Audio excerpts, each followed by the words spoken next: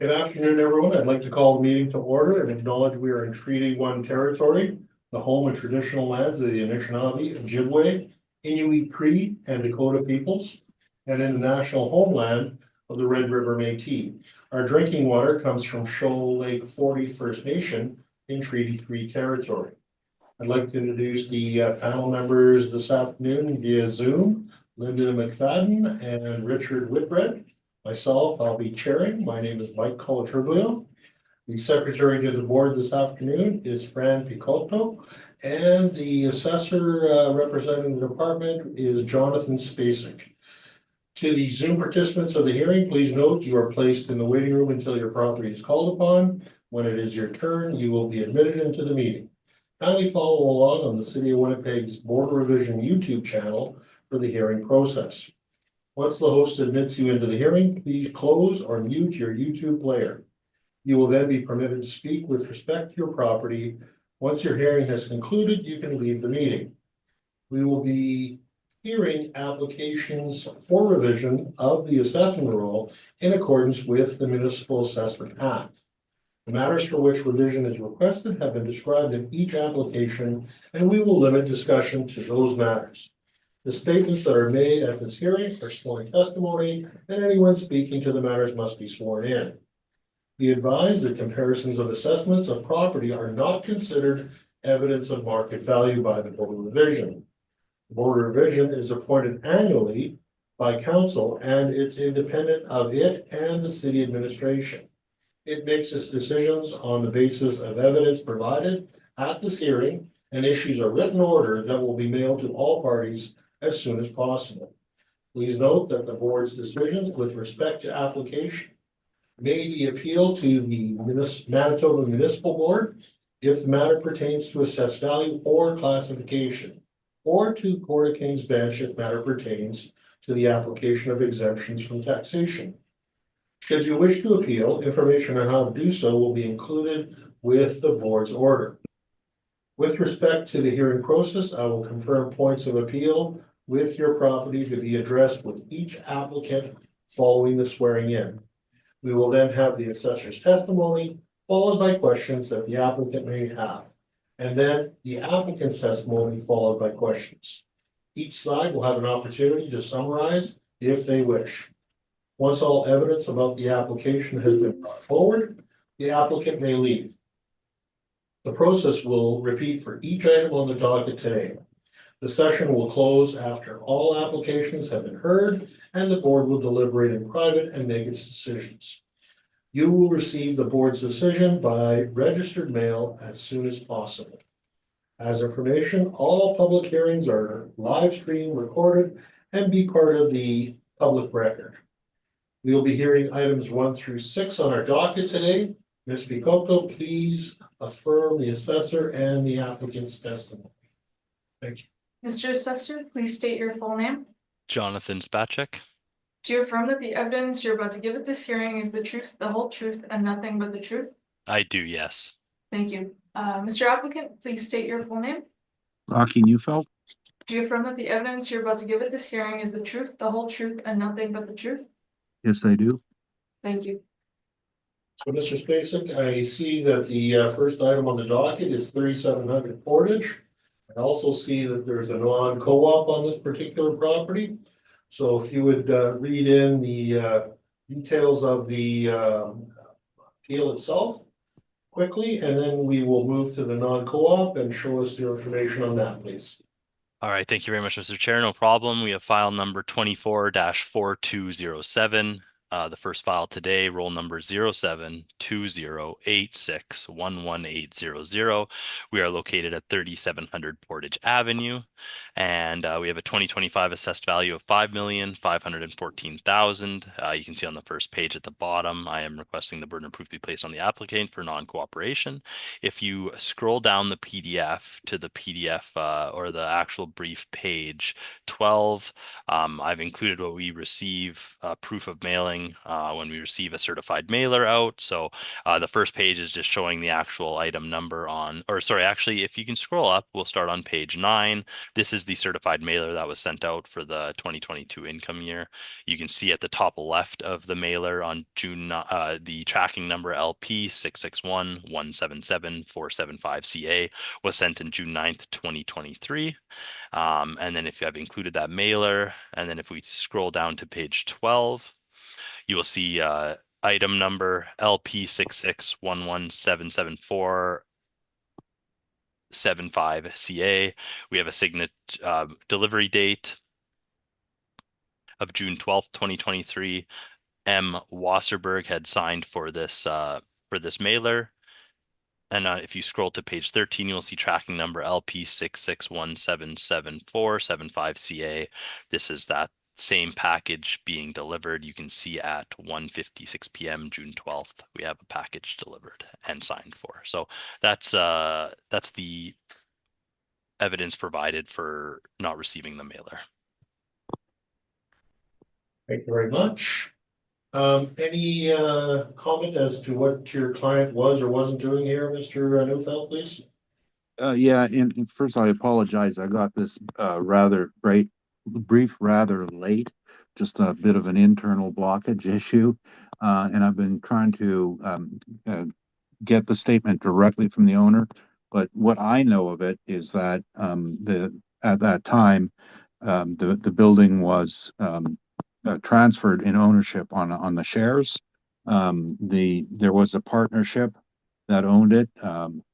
Chris Dick and Paul Don Vito, they severed their partnership, and the reason I know all this is I did their appraisal for their severance, and I believe that the mailer went to the partner who departed from the site, and the partner who stayed on the site did not get the mailer, and that's what I believe happened, and I obviously I would like to get it straight from the owner's mouth, but I was pretty close to it. Like I said, I did the valuation to split up their business share. I mean, of the operation. So, thank you, Mr. Neufeld. I appreciate the additional insight. We will now go in camera and make a decision as to what we will do with this. So, a little bit of time and patience. Thank you very much, all. Thank you very much, and welcome back. Thank you again for your patience, gentlemen. And at this point, we have ruled that we will be granting the non-cooperation with respect to this property. So, Mr. Neufeld, if we could hear your position on this. Thank you very much. You're muted, sir. There you go. okay, I'm going to be asking for confirmation, but I'm wondering if you would grant me an unusual request. Well, let's hear the request first, sir. Let's see. I would just like to direct the board to page 3 of the assessor's brief, because this is something that pertains to all the ones in your docket today. What are you pointing to, sir, exactly? Subject sale history. Okay, what of it? Well, I did the appraisals for the last 2 of those sales. The 2017 one was sold with the business, the inventory, the goodwill. The 2007 sale was done as real estate only. Okay. It's just a point to make on car dealerships. And after that, if that's okay, can we just confirm this valuation? I mean, this appeal? Of course, if that's what your wishes are, sir, that's fine. Okay, good. So asking for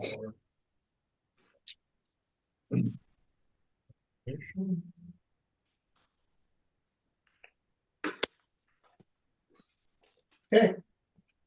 Well, with that, I would suggest that we are concluded this particular property. We'll move on to the next one that you have an appeal, and that being item number 2, 300-1717 Waverly. So I also understand that there's been some late submissions by both parties on this, correct? Correct. Now, Oh. gentlemen, these are not, this is not additional information, it is recalculations, is that what we're seeing? Mine's a revised value, just of the excess land. I would like to show the board. That's what I'll be presenting. Oh, I don't think I've seen it, have I? Yeah, I just sent it in before, when you sent yours in, because I wasn't sure the Oh. easiest way to do it. So you probably haven't seen it, but it's a PDF for everyone, just so Okay, you okay. can understand what I'm talking about. And mine was the same thing, a recalculation on the value of that excess land. Okay. Okay. So it appears that maybe what you guys should do is look at each other's revisions. And if that's all this is just a revised calculation, maybe the board will take a quick moment to discuss that. And then we will be right back with you. So in the meanwhile, gentlemen, both of you look at each other's submission and we'll go from there. Thank you. Okay, I didn't get it though, so Oh, It would have been from me, the email. Yeah. Mr. Neufeld. okay, just looking. I don't see one. But I can resend it quickly. Okay, great, thanks. so we'll wait a moment or two while she's doing that. Oh, it'll take a while. Let's hope not too long.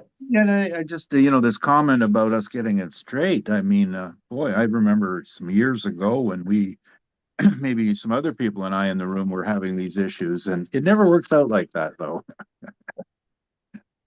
We can only hope that these things come to some sort of mutual understanding. That's really all we want. Yes, I agree. All right, so we will go in camera once more and we'll be right back, gentlemen. Thank you very much and welcome back. Again, thank you for your patience. We have looked at the information that both parties have supplied the board with this afternoon. I trust both parties now have had an opportunity to look at each other's submission, a resubmission, I guess. And it appears clear that there are some recalculations done by both parties. They are one pages and in each case, so I think we will accept the late submission for those just for the sake of expediency of getting things moving along. So at this point, Mr. Spacek, would you like to continue with your presentation for 300-1717 Waverly Street, please? Will do, Mr. Chair. Thank you. We are looking at file number 24-4420. This is roll number 1309-129-7700. Address 300-1717 Waverly Street. We have a 2025 assessed value of $7,218,000. As per my later submission, this includes, so I'm recommending today a total revised value of $6,553,000. This is a combination of the building staying the same using the income approach value at $4,384,000. Mr. Spacek, sorry, I just want to make sure I get the number correct. No 6 problem. million, 553,000. rounded It's at out. the bottom left of my revised workup. You can see the building value of 4,384,000. You can see my new additional land value.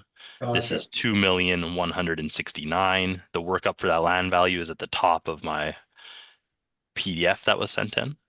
And this works out to a total value of 6,553,000.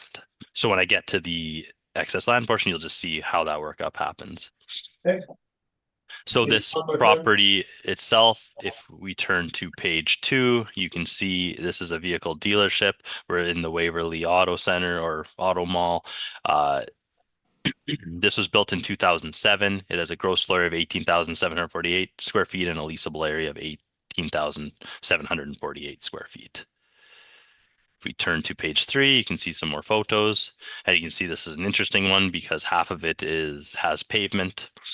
And then there is half of it is a empty lot used for excess parking at the time of these photos were taken on page 3. If you turn to page 5, you can see an excerpt from our vehicle dealership rent comparables this cycle. As we have always done, we are using, well, to start the story, there are very little to no net rents for vehicle dealerships. So what we do as a department is we bring in what we consider the next closest thing is larger big box retailers that are close by. So I've included 2 areas that are close by to the subject property. You'll see a range of rents on Pembina, Grant, and Newark. They're comparables number 27 through 41 at the top of page 5. And you will also see closer on Kenniston and Sterling Lyon, McGillivray is comparables 42 to 60. This is from a larger excerpt that has all the big box stores across the cities and areas near auto malls or where auto vehicle dealerships are located. I've included that PDF separately. You can look at that if you're interested in other areas of the city, but I've tried to include the most pertinent larger big box stores with bigger square footages. Again, you'll see at the first section on Pembina, the weighted average is 1927 across these larger big box stores. And for the section, the lower part of the page for Sterling Lyon, Kenniston, McGillivray, Northtown Road, and Kenniston, we have a range. We have an average of 2151, weighted average of 2091, and a median of 2031. On page 6 is the income workup for this property. So we have that 18,748 square feet. This is a model-driven rent of $14.64. We have our VCD vacancy loss for 2025 at 2%. Our expenses at 3%, shortfall $6, and a capitalization rate of 5.9%. This gives the total building value of $4,384,000. And on this page, you see the additional land value of $2,834,000. I will reference this on the next page, but if we first turn to my newest submission where I've updated this excess, the amount. So to explain this excess value, you can see on this lot here, the dealership, you can see the picture on my page I've included. The dealership is on the left-hand side of the lot. The right-hand side of the lot is it's just grass, dirt. It's used, from my understanding, just for extra parking by the owner. Nothing is there right now, but we have added value to this land as we do believe it has more land than it needs to just be a dealership on its own, especially compared to some of the other lots in the auto mall. But the way we had it valued currently, you can see the top left of the page, 130,219. This is approximately 55% of the lot, which when I reviewed, it seemed a little larger than it needed to be. I actually remeasured. So you can see my picture there. I put a black outline around the right-hand side of the lot. And just so you know, this is 99,689 square feet. So that's where my reduction happens at the top of the page using the same model-driven square foot value of 2176. This works out to a new excess land value of 2,169,000. So in combination of the dealership's building with the excess land, you get that total value of 6,553,000 that I'm recommending. So I want to be absolutely clear I'm getting this Yes. correctly, Mr. Spacek. The revision that you've said to send the recalculation, correct? That It is. shows the initial calculation for the excess land, correct? Sorry, the original is on, the top left of my submission. Okay.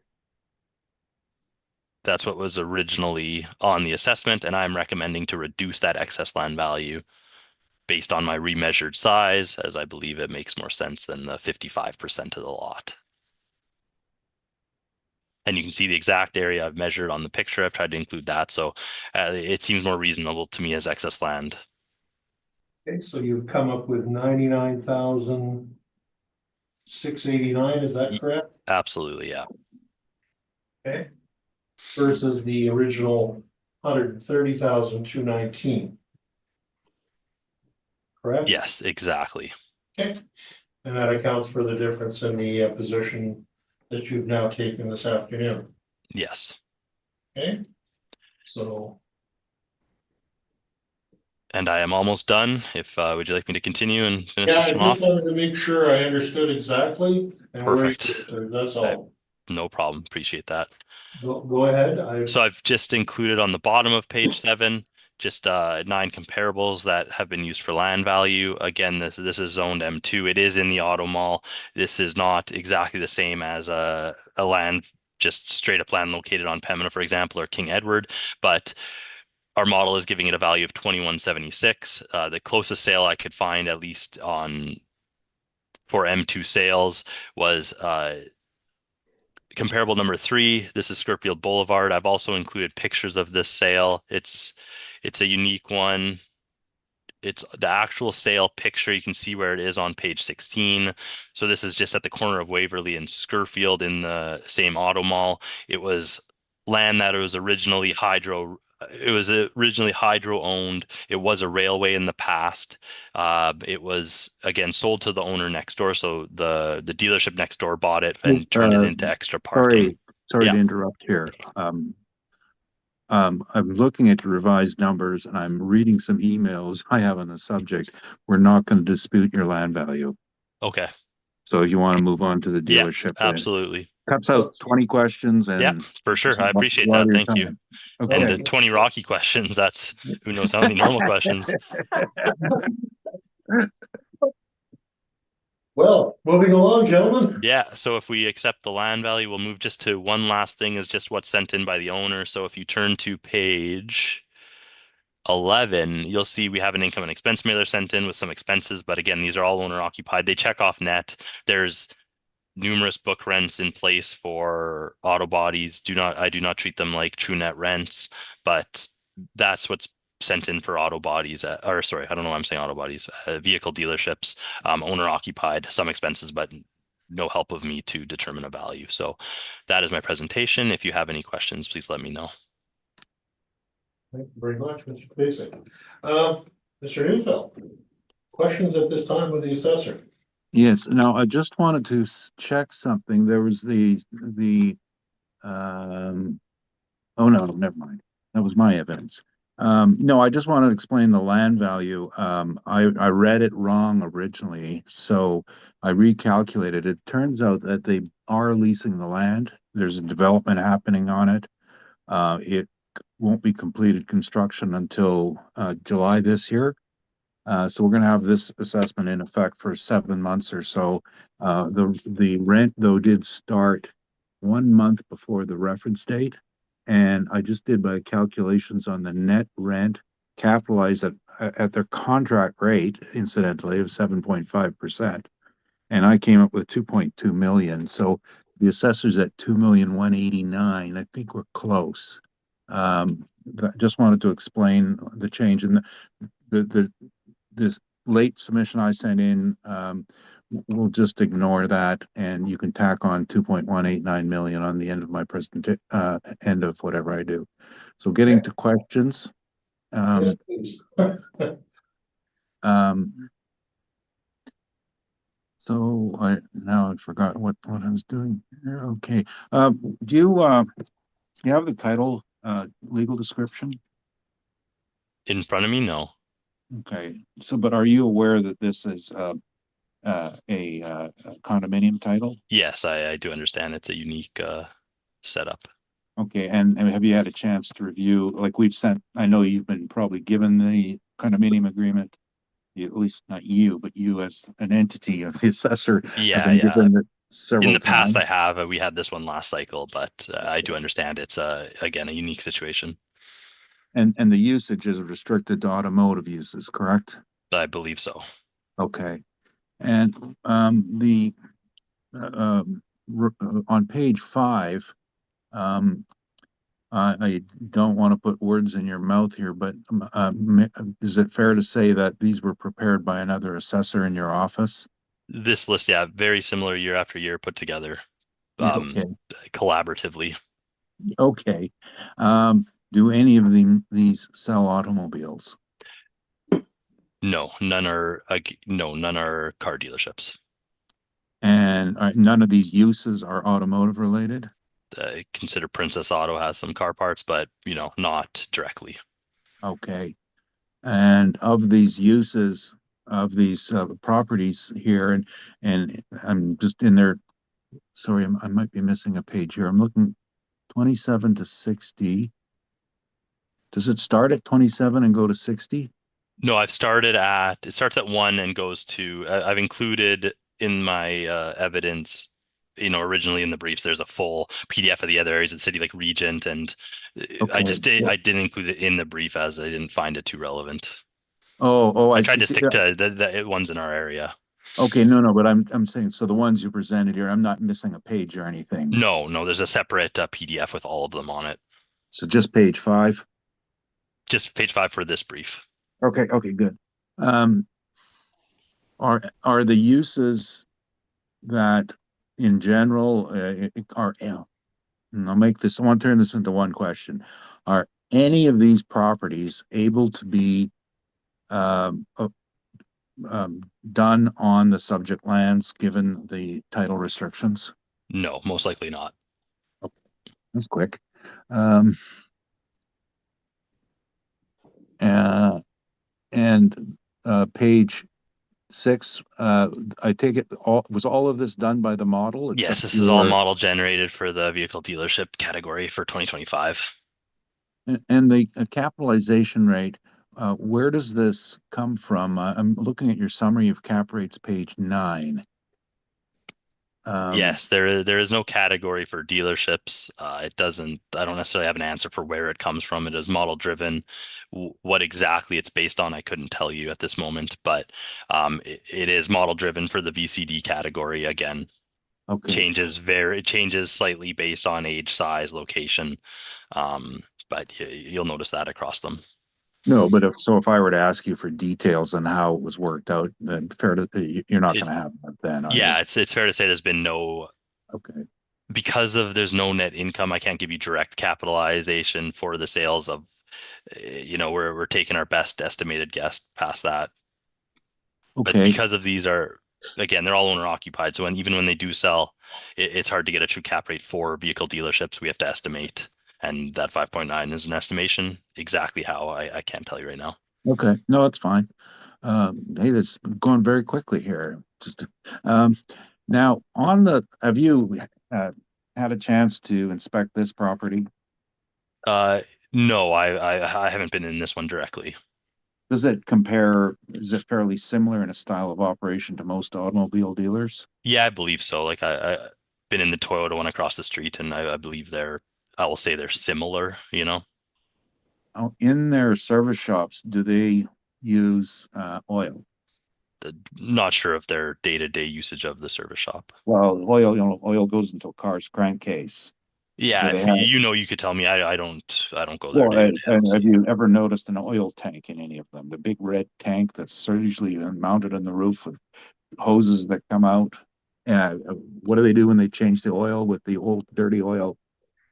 Um, is it safe to assume they use oil? You know what? If you told me they did, I'd believe you. It sounds like We're Now, not disputing it, it sounds like. okay, good. Now, I did a quick review of sites that are on the Manitoba Environment Contaminated sites, and about 70% of the auto dealers are on the site. Now, the subject was not listed on the site, but their neighbors were, who were auto dealers. Has there been a consideration for an environmental contamination factor that an auto dealer could be impacted by? uh, I can't answer your question. I don't know. Okay, no, that's fine. I didn't. Um, and if there were an environmental, any underground storage tanks to your knowledge? Not that I know of, but I don't know. Okay. What about what goes there in all automobile dealers? They have a sump, down the middle of it. They have a drainage system where fluids go into. So have you ever seen that? Never Okay. inspected one, no. No, that's okay. Um, does the model, to your knowledge, ever deal with environmental factors? Specific, like separately, no, there's not a separate environmental line on any of our income workups to adjust for environmental factors. Again, if there was uh in the past, if I've dealt with properties such as gas stations or things that have had environmental issues, that's something you could adjust to the cap rate or Yeah. rent to better represent what it what it might ascertain in the market. Okay, I think I'm just about done. Hang on one sec. Um,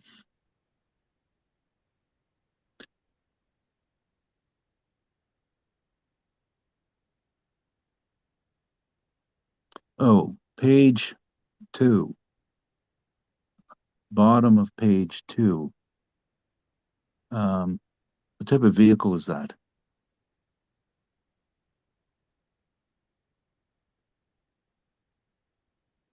Do you know? I can't zoom in enough to tell you. Is this the land, the excess land you're calling though? This, yeah, next door to the Okay. Mitsubishi. I'm just going to tell you that those are Cadillacs. I would say. Okay, and the subject property is a Mitsubishi dealership. Okay, those are my questions. Thank you. Oh no, wait, sorry. Pause, sorry. I missed one. I'm looking at let's try page 2. On the subject property, there is a parcel of land to the north that's wide and shallow. That's not on the subject roll, is it? No, it's a separate roll number from, I believe I've had it before. There used to be a rail line running through there, and we have it assessed separately. Right, yeah, that's what I'm getting at, and that's shown on page 3, the top of page 3. You can see that also, it looks like there's a trailer parked on it, that lot, and you're aware that it's owned by the same company that has the auto dealership. And do you know why they can't merge the roles? I am not, I can't remember. You've explained it before, I believe. Okay, no, in that you've done evaluation, or the department has done evaluation solely based on this strata title, condominium title. What was there not consideration to subtract the assessment of the other parcel of land? In this one, if it was required to operate, it would be something, I think, if we're doing, if it was required for the operation of the main parcel, I'd think about it, but no, I did not in this case think about removing the value from it Okay, for this but one.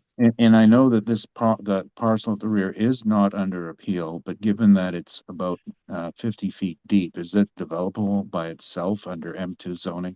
I think that one was already under appeal this cycle. Are you Right. talking about the northern lot? Yeah, yeah. Yeah. I mean, it does. I mean, No, it's not okay, on its own. I would agree that it's used to be a railway. It's just a narrow strip of land. okay. Those are all my questions. Thanks a lot. Thank you very much. Ms. McFadden, any questions at this point? Just one, Mr. Neufeld. Given that The assessor at this point. Oh, sorry. Let me answer there. You know what? I have no questions on this one. Thank you. Well, I think we're still at asking questions of you, Mr. Yes. Spacek, so. Yes. Can you hear me there? I'm okay. I have no questions on this one. Thank you. No, we're asking you questions. Oh, sorry. I'm sorry. We haven't gotten to Mr. Neufeld's presentation. Sorry, when he talks like that, I think it's his presentation sometimes. Yeah, well, it's okay, but Ms. McFadden, do you have questions of the assessor at this point? No, I don't have any questions of the assessor. Thank you very much. Thank you. Mr. Whitbread, do you have any questions of the assessor? Just a couple.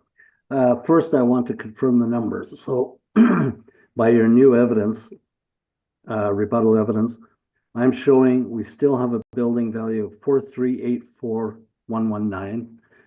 And then you've revised your land to 42% from the 55.7. And we now have 2,169,000 for a total of 6,553,000. Have I got those numbers right? Yeah, and if you look at the bottom left of my revised, it'll be right there. So it's building additional land and the revised value of 6,553,000. So you are correct. Okay, and the role that Mr. Neufeld, the northern piece of land that Mr. Neufeld was just questioning you on, that is not part of this hearing today. No, not in my opinion. It's already been heard and that value is complete. Yeah, agreed. I think I was on that panel. Next question then would be your cap of 5.9. you don't have a category, a class type in there for this cap. And I don't seem to be able to find any evidence to support this 5.9. You're indicating it's simply model generated. Yeah, it's just model generated, and there's still not yet a dealership like this that is sold with a net rent that's not owner occupied. So there's realistically no direct evidence for a dealership. If I had one, I'd show you. Okay, thanks very much. I have no other questions. Thank you. And the only question I have is just a little bit further to that. Would it be that the model's drawing on the retail information from the table on page 9? I would be guessing which model, exactly how it's modeled. I can't tell you directly. Okay, those are my questions. Thank you very much. Mr. Neufeld, I would love to hear your presentation on this, sir, so go ahead.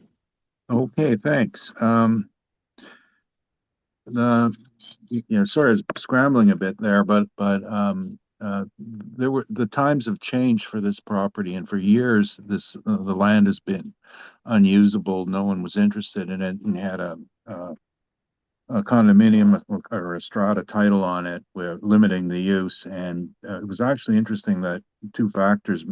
They've now been able to develop it. One was COVID, which changed the car dealership business on holding inventory, and also one of their neighbors had to put up a freestanding Cadillac dealership, if you noticed, on Waverly, and they're the ones that are now renting the land from Mitsubishi, and are in the process of building, I think it's a used car facility on it.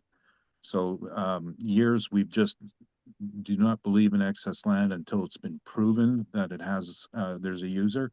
March 2023 they proved it, so we have to concede on that point. By the way, there is a municipal board decision on that relating to 2505 Main Street, exactly echoing what I said. Without wasting too much more time, then what we're just going to be looking at the rest of it. But I can't point out one major theoretical difference where I'm right and they're wrong. You don't add land value based on direct comparison to a building that's been done on the income approach. That is not how it's done. It's improper. It's like taking two parts and adding it together. When I agreed to that value a few minutes ago, it's because I had a land rent on it, and we're doing everything by income, and it was a few dollars apart. And just be clear about it. I do not agree with that method. No appraiser agrees with that methodology. It's against our standards. So the other part of which I did bring up was the other piece of land at the back.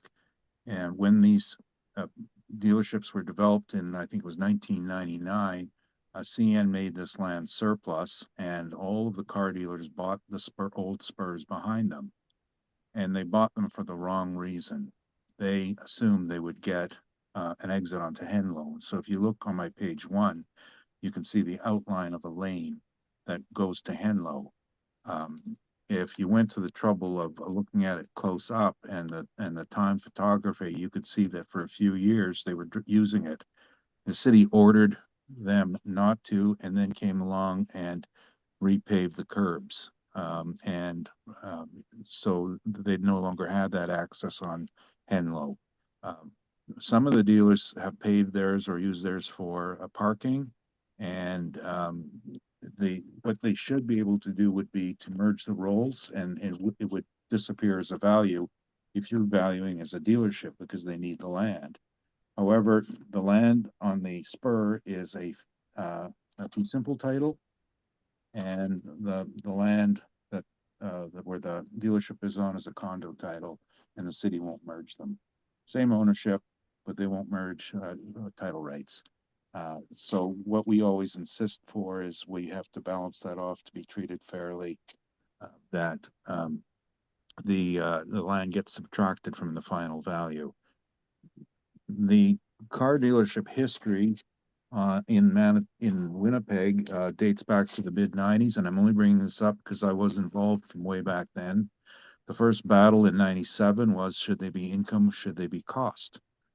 It would change to income. I was involved, I had one of the ones that went to the municipal board on 550 Pembina, where they agreed it should be income. And from that point forward, we started to deal with income. And then in 2004, there was another larger case involving Point West, and Trevor's going to be up and he'll be able to speak to that.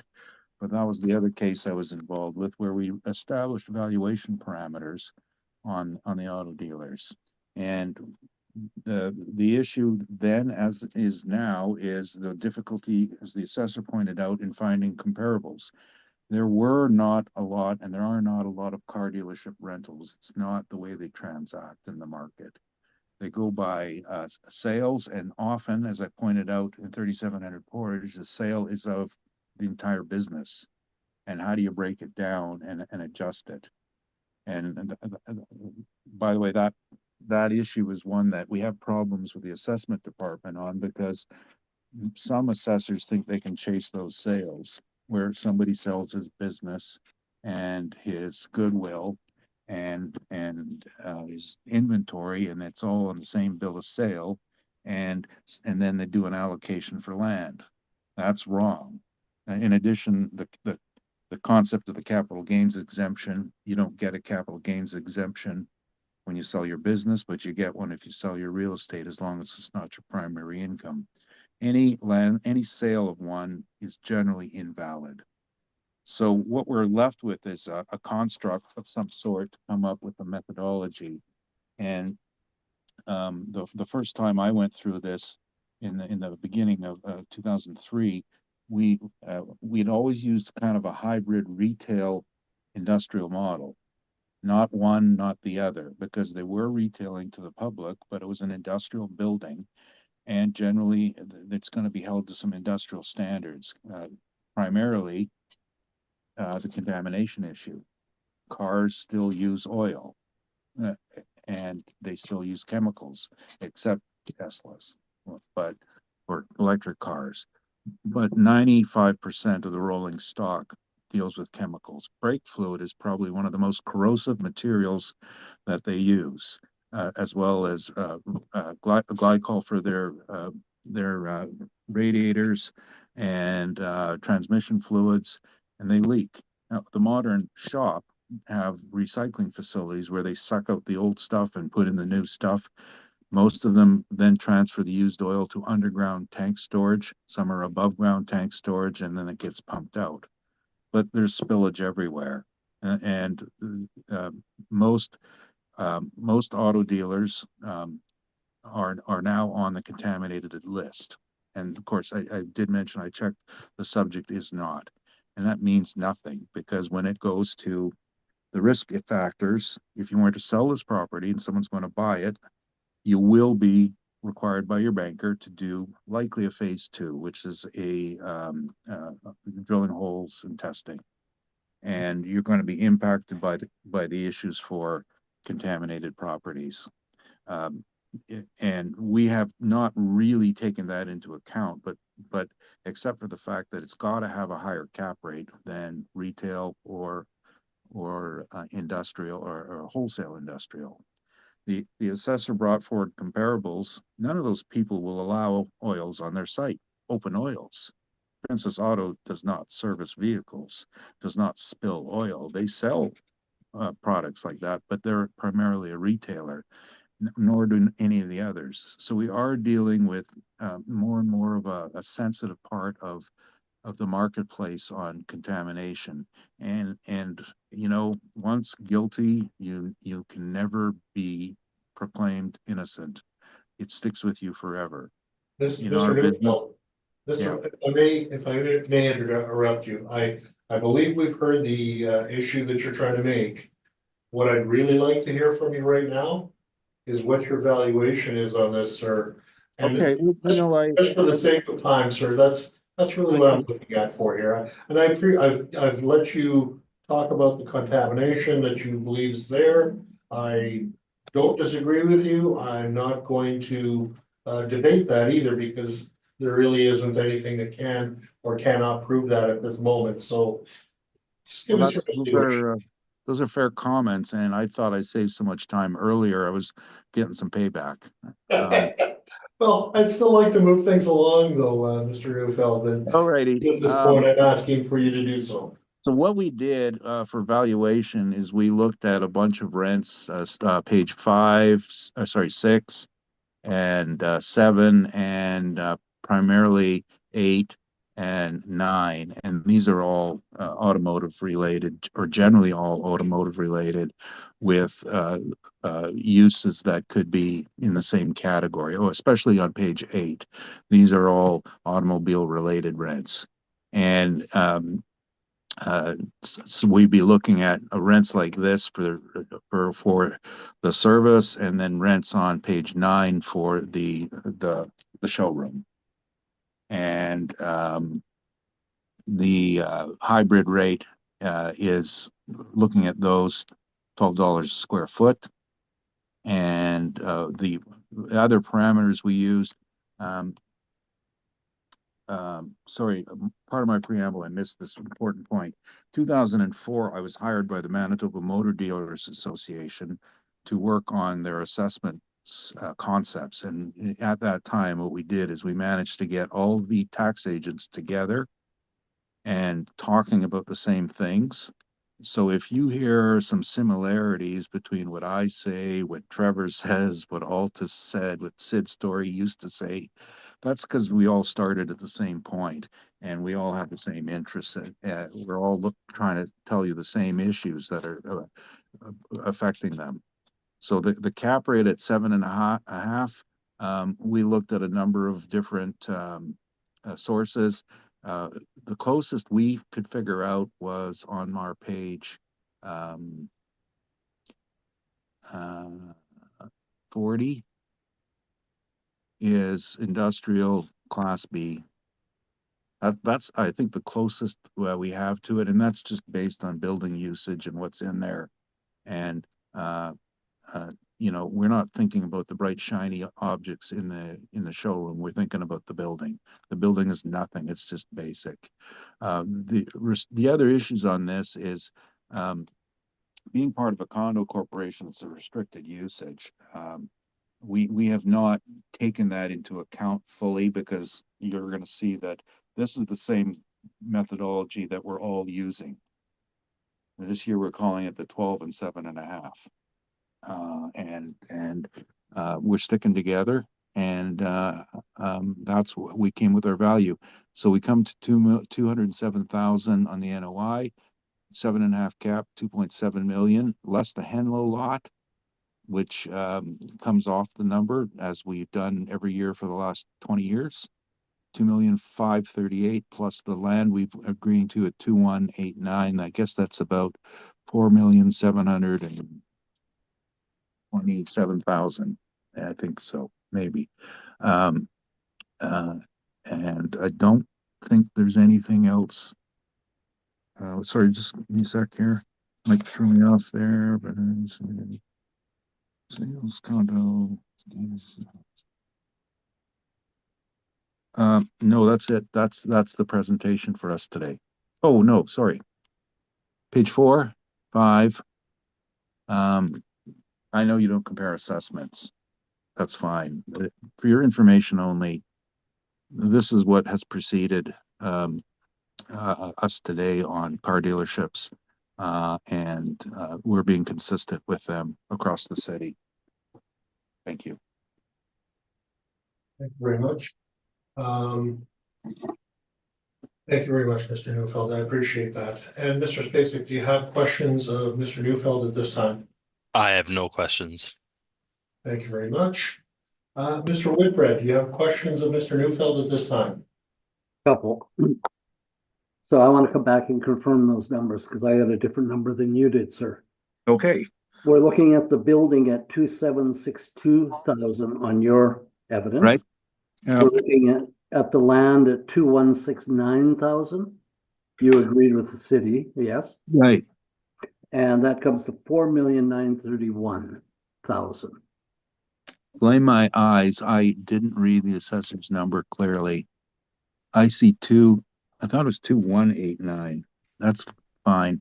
Let me just double check your numbers. No, sorry, no.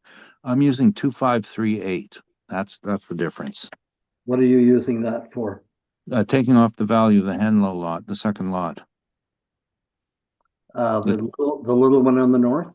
Yes, it's already been assessed.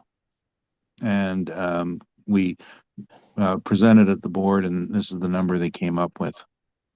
Right, so you're including it in this evidence today then? Well, I'm saying that if you assess it separately, the assessment department is double dipping because you're doing this as a vehicle dealership.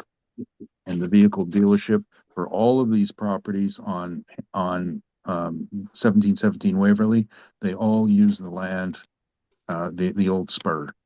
Okay, so And if I accepted that premise then, and I'm not saying I do, but if I did, then we would come with a total of 4,707,000. Does that Yeah. sound right? Yes, yeah, and I thought that was an 8. So yes, 4707, yes. 4707. Okay, I just needed to clarify that. Okay, I can move on now to the second part. Can you talk about the interconnectedness of interest rates around the 2023, the reference date, and cap rate at that time? We saw a surge in interest rates, didn't we, back in the early 2020s? The chart I presented is on page 45. That's what I was looking for, and I could not find that. Thank you. Can I just go there and take a look at that? Okay.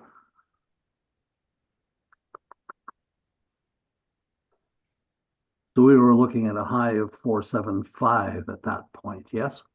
Yes, that was pretty much the peak, and this is the Bank of Canada rate.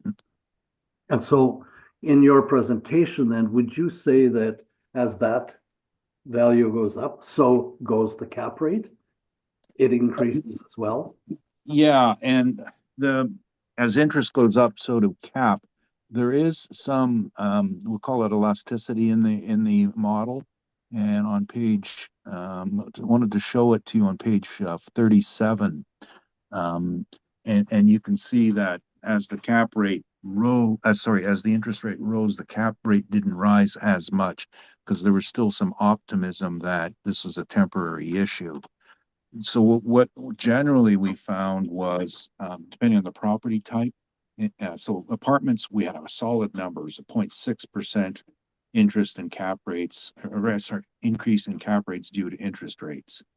On the retail side, it was, we don't have a firm number, but it was about 1 to 1.5 percentage points that the cap rate rose because of interest rates. So can you comment on the relationship with the assessor's cap rate at 5.9 to those interest rates at the time? Does that make any investment viable, investment of this nature viable? No, and that's the point. And we don't know what went into their rates.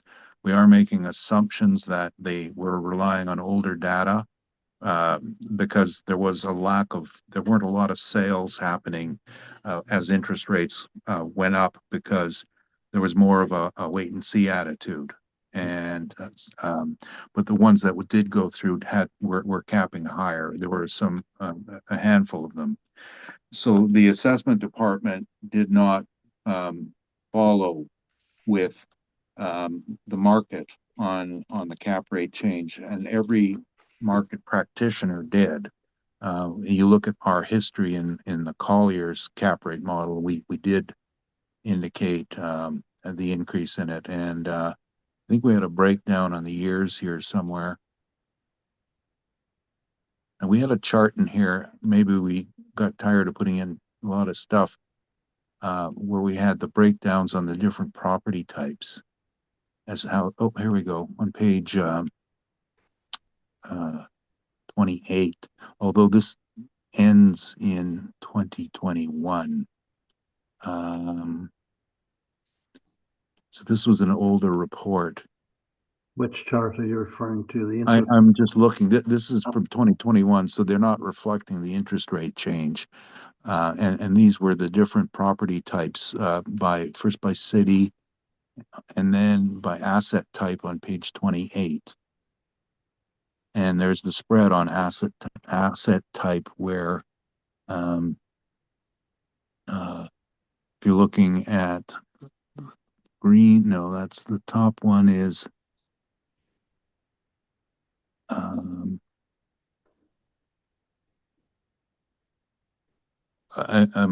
sorry, I can't even read this myself. Pretty small. Yeah, it's black. So industrial's that block line, and multi is the blue below it, I think. Retail is red, hidden under the block. Okay, the cap rate is essentially a real estate reflection, industry's reflection of interest rates. Yeah, and I could see that from the three charts on that page and the other information as well. So I wonder if I could redirect a question to the assessor, Mr. Chair. Go ahead. So, Mr. Spacek, you have 5.90% with no solid evidence to support that. This came right out of the model. Do you have a good knowledge of the interaction between interest rates and cap rates? Like the basic principle? Yeah, the principles of, Yes, as discussed. You guys just discussed it for sure. and would you agree with the contention that Mr. Neufels made? As interest rates go up, so cap rates go up? I believe it can for sure. Yeah, they don't have to be a direct correlation. 1% doesn't equate to 1% necessarily, but they do generally follow the trend of interest rates, don't they? I think they can for sure. Absolutely. Okay. Thank you. I have no further questions, Mr. Chair. Thank you very much. Ms. McFadden, do you have questions at this point of Mr. Neufeld? No, I have no further questions. Thank you. Thank you very much. So I just want to confirm the value that you are requesting today, Mr. Neufeld. And that value is $2,538,000. Is that correct, sir? Yes, plus the land at 2169 for a total of 4,707,000. 4,000,000. 707. Thank you again. Okay, so that's revised. And you added the number as per the assessor's number, correct? Yes, with my my limited with my limitations, yes. Oh, you came up with it differently, but you came up close at the end of Yes. the day. Is that the way to look at it, sir? That's it. All right. Those are my questions, and thank you very much. And so, if there's any summation from either party, this is the moment, gentlemen. No summation. Thank you. Mr. Neufeld? Thank you. Very, very briefly, and I didn't get into the cap rate much, and I was rushing along, but in my business, I'm an appraiser, and I'm a certified or accredited appraiser, and I do 70% of my work in normal appraisal, not tax appeals. In my career, I have never capped anything under 6%, never.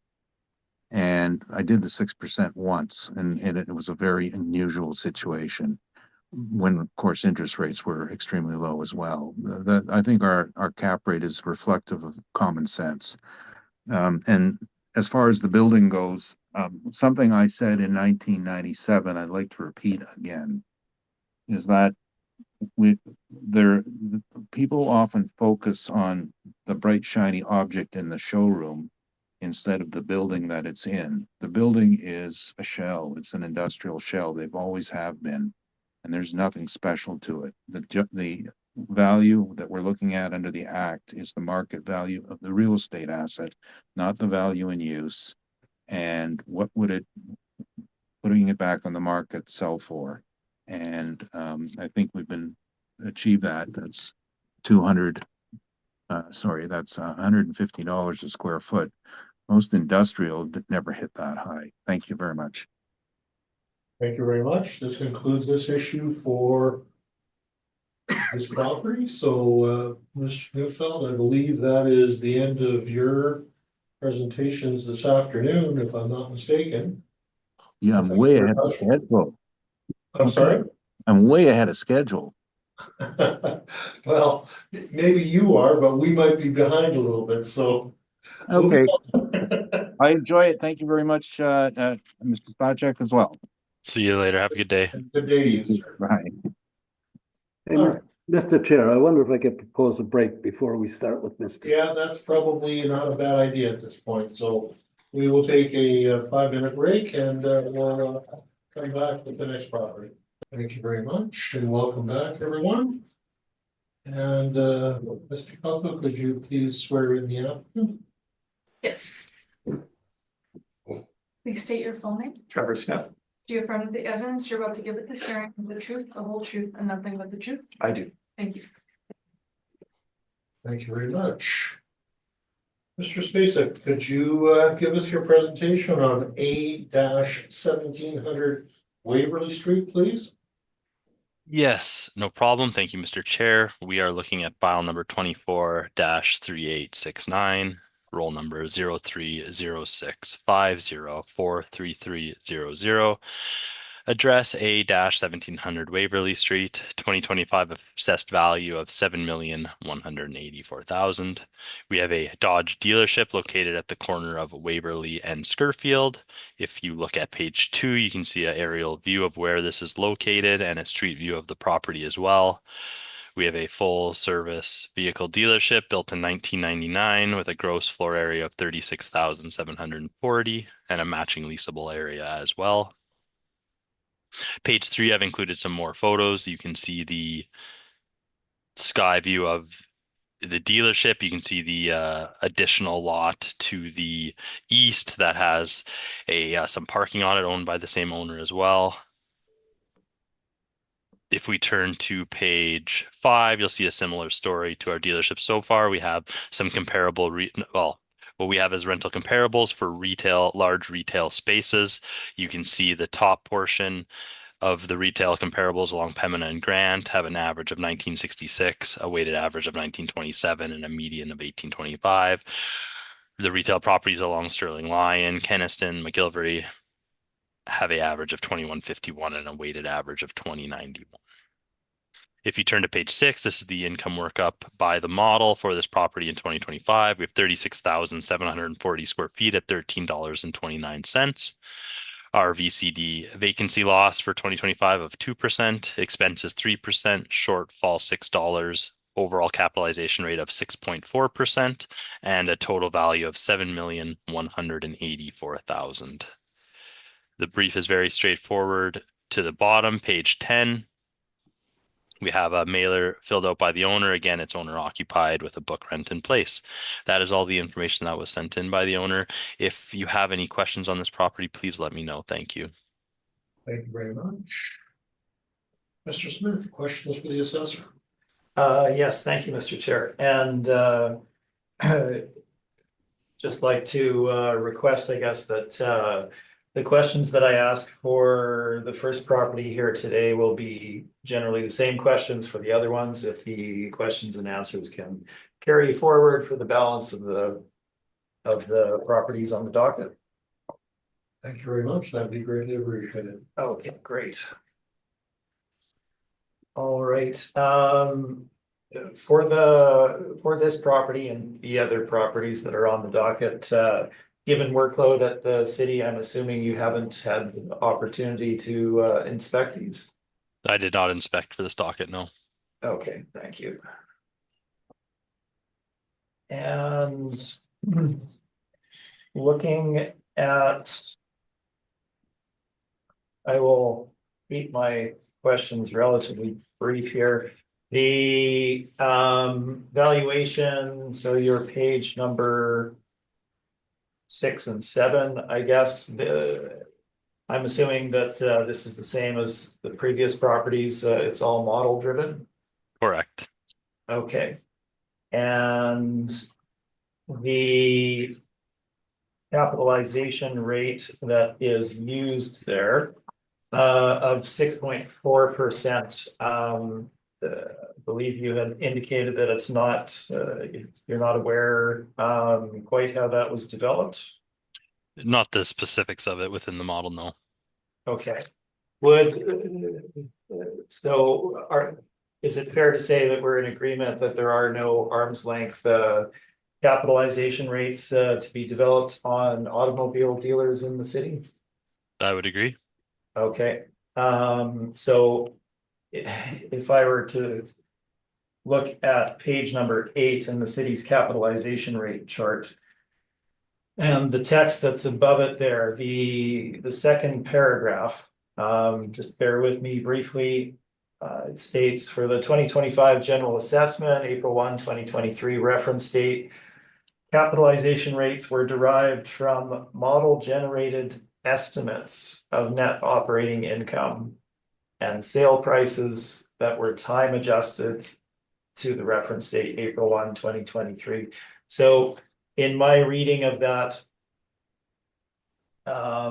is it fair to say that the model has estimated NOIs and sales for this particular category? I believe you're reading that correctly. Okay, so those are model generated essentially. There's no actual sale behind that. For the actual cap rates being determined from the model, again, it would have to range for properties like this where there are no sales, so it has to be estimated. Okay. Okay, that is the capitalization rate. And then the rental comparables that you had presented, these are all the same comparables that we've seen in all the other VCD Correct. decisions, so that information would be identical. You've just selected the ones that were in the more immediate area. Is that fair to say? Yes, the full PDF is has been sent in. It's available for anybody here to look at, but these are just what I've considered the two closest areas to our current dealerships today. So I've included those two areas. Okay, great. So would it be, is it fair to say that the rental comparables that you've included here are either in power center nodes, big box developments, and or in regional shopping centers? I would agree, yes. Okay. And equally, would it be fair to say that the tenancies that those include are typically national level retail tenants with good covenants? In general, sure. Yeah. And those would include tenants such as Dollarama, Petland, Save on Foods, Shoppers Drug Mart, Winners, Manitoba Liquor and Lotteries, Golf Town, Home Sense, Safeway, etc. Yes, all names you would recognize. Okay. And the tenants, and I think this question was already asked in the prior property. There are no automotive tenants on this list, right? Either auto repair or service or dealerships? No, not from my understanding. Okay. I believe for the time being, that is all of my questions. Thank you. Thank you very much. Questions, Ms. McFadden? Sure, Mr. Spacek. So these are all model generated. I guess theoretically, what would account for different cap rates in the same type of property? Like these are all vehicle dealerships we're looking at. Yeah, it changes based on the year it's built, the size of it, and the location of it. Okay. All right. And I would assume that that would affect the rents, possible rents as well then. Yeah, it can for sure. The quality of the space based on if it's newer or older, or if it's very large, economies of scale can often drop the rent by a bit. Things of those natures can affect the rent and the cap. Okay, thank you. That's all my questions. Thank you very much. Mr. Whitbread, questions at this time? No, I'm gonna leave it. Thank you. Thank you very much. And I will just ask the one simple question with respect to your overall rate is $13.29 on this particular property, Brett? Yes, sir. I note that's quite a bit less than the information you've provided on page 5. Absolutely. And that is, of course, model driven. Hmm. And you're comfortable with that. Yes. Thank you very much. Those are my questions. Thank you, everyone. Mr. Smith, I believe you have a presentation for us. I'd love to hear now, please. Thank you. Okay, may I ask one follow-up question? Of course. Okay. So the back to the page number 5 there in the rental comparable. So these are all essentially big box retail rents. So the city is comparing essentially the entire property to big box. Then essentially you're applying a big box rate to the entire automotive dealership. I believe the rent would be a lot higher if we were going 1-for-1 with retail. This is just the closest comparables for the large area showroomish retailish portion, in my opinion. Our rent's at $13.29.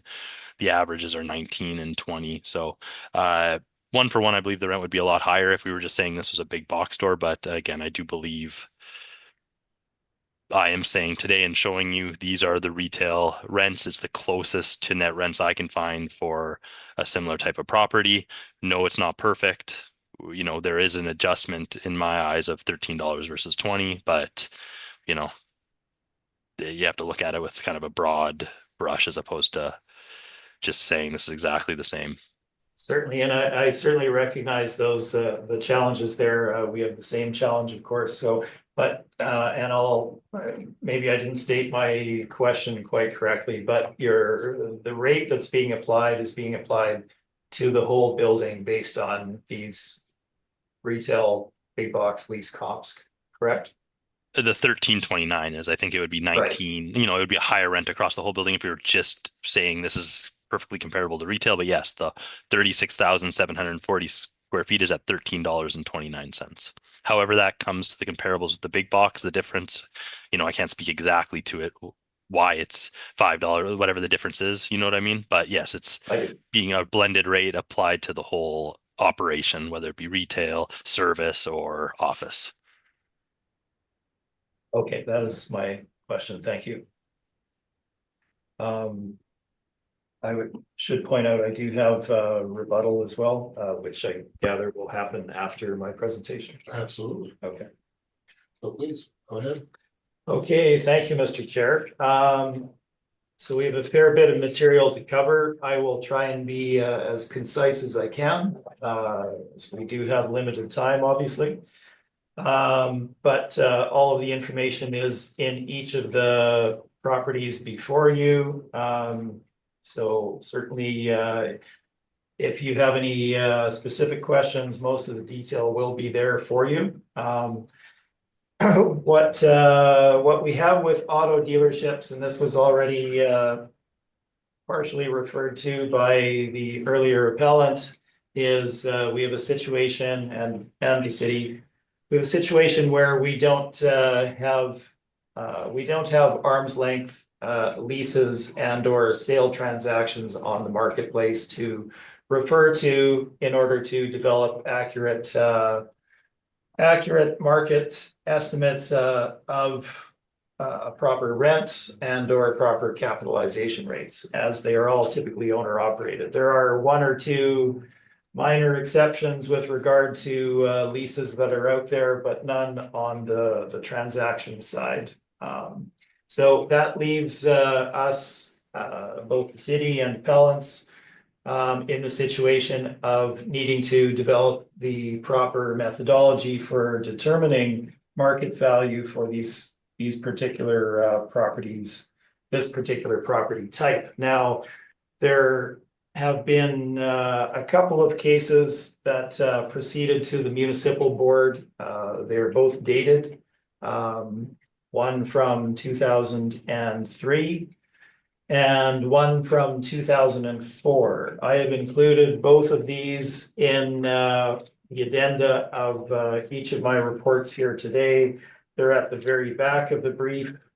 And essentially they disagree with each other. As Mr. Neufeld already pointed out, the proper methodology has been determined as far as the approach, that being the income approach, not direct comparison or the cost approach, but the methodology within that approach.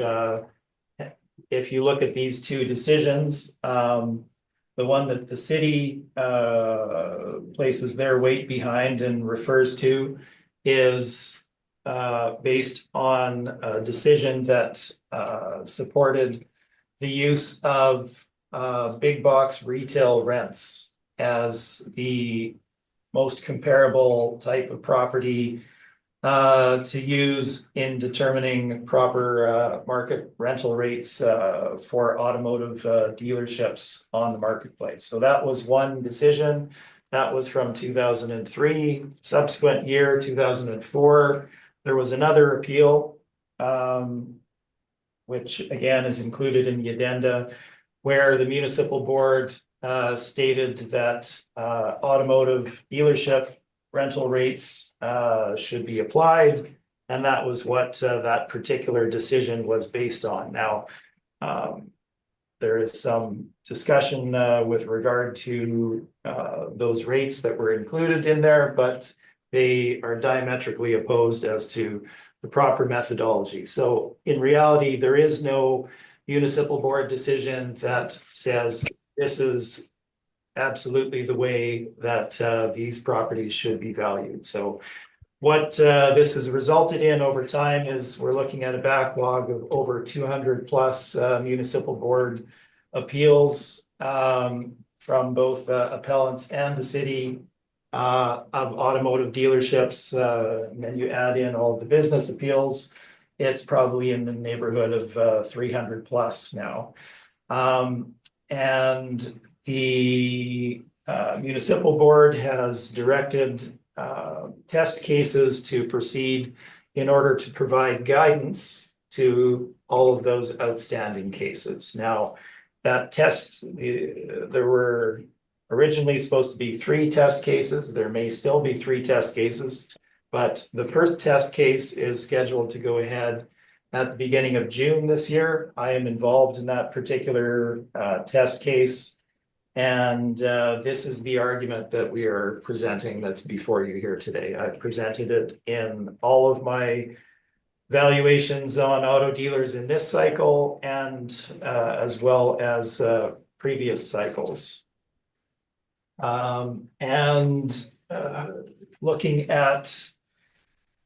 Looking at valuation for a property, ideally you want to have market evidence. Obviously, we don't have that direct market evidence, so you need to look at the property itself in order to determine what the best comparison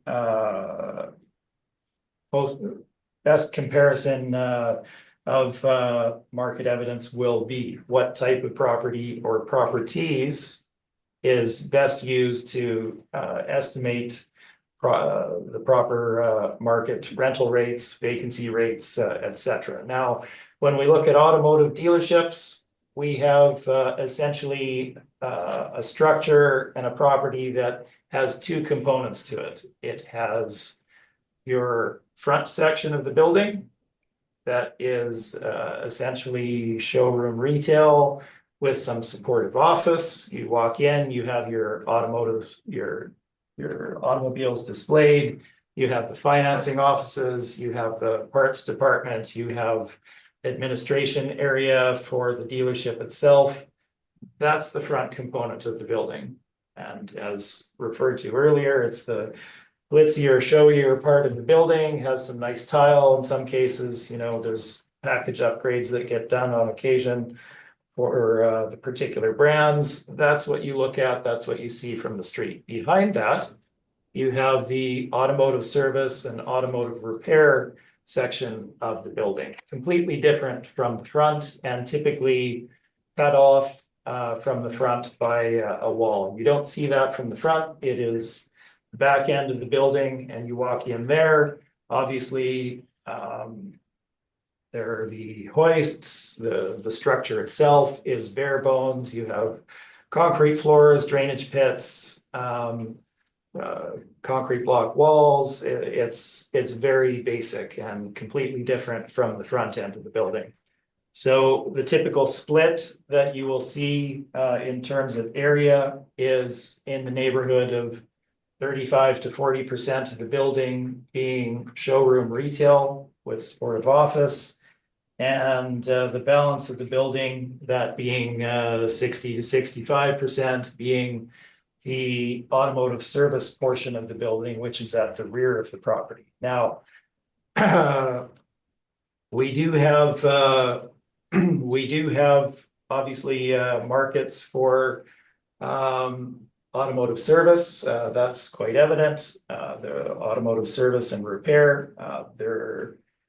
There is ample evidence of market rental rates to refer to in order to value that portion of the building.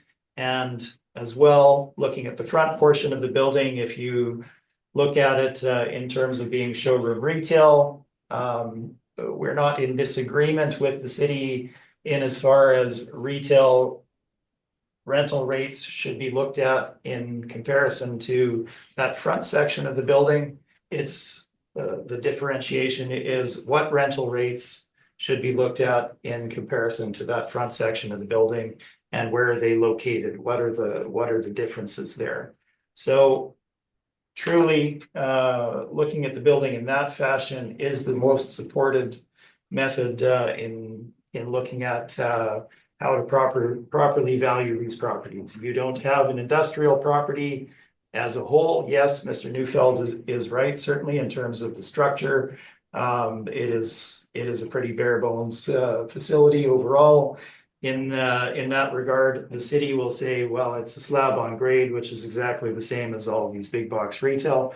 Well, that's fine, but we need to look at the location as well. So what we're looking at is typically street front retail, where you will have ample evidence of retail rental rates as well as automotive service and repair rental rates. Where those service centers are located, typically they're on your major thoroughfares, your St. Anne's, your Main Street, your Portage, your Regent, etc. Right? That's where they're located. So that location aspect is critical in looking at the argument that the city has presented with regard to using big box retail rents. We're not in disagreement necessarily with the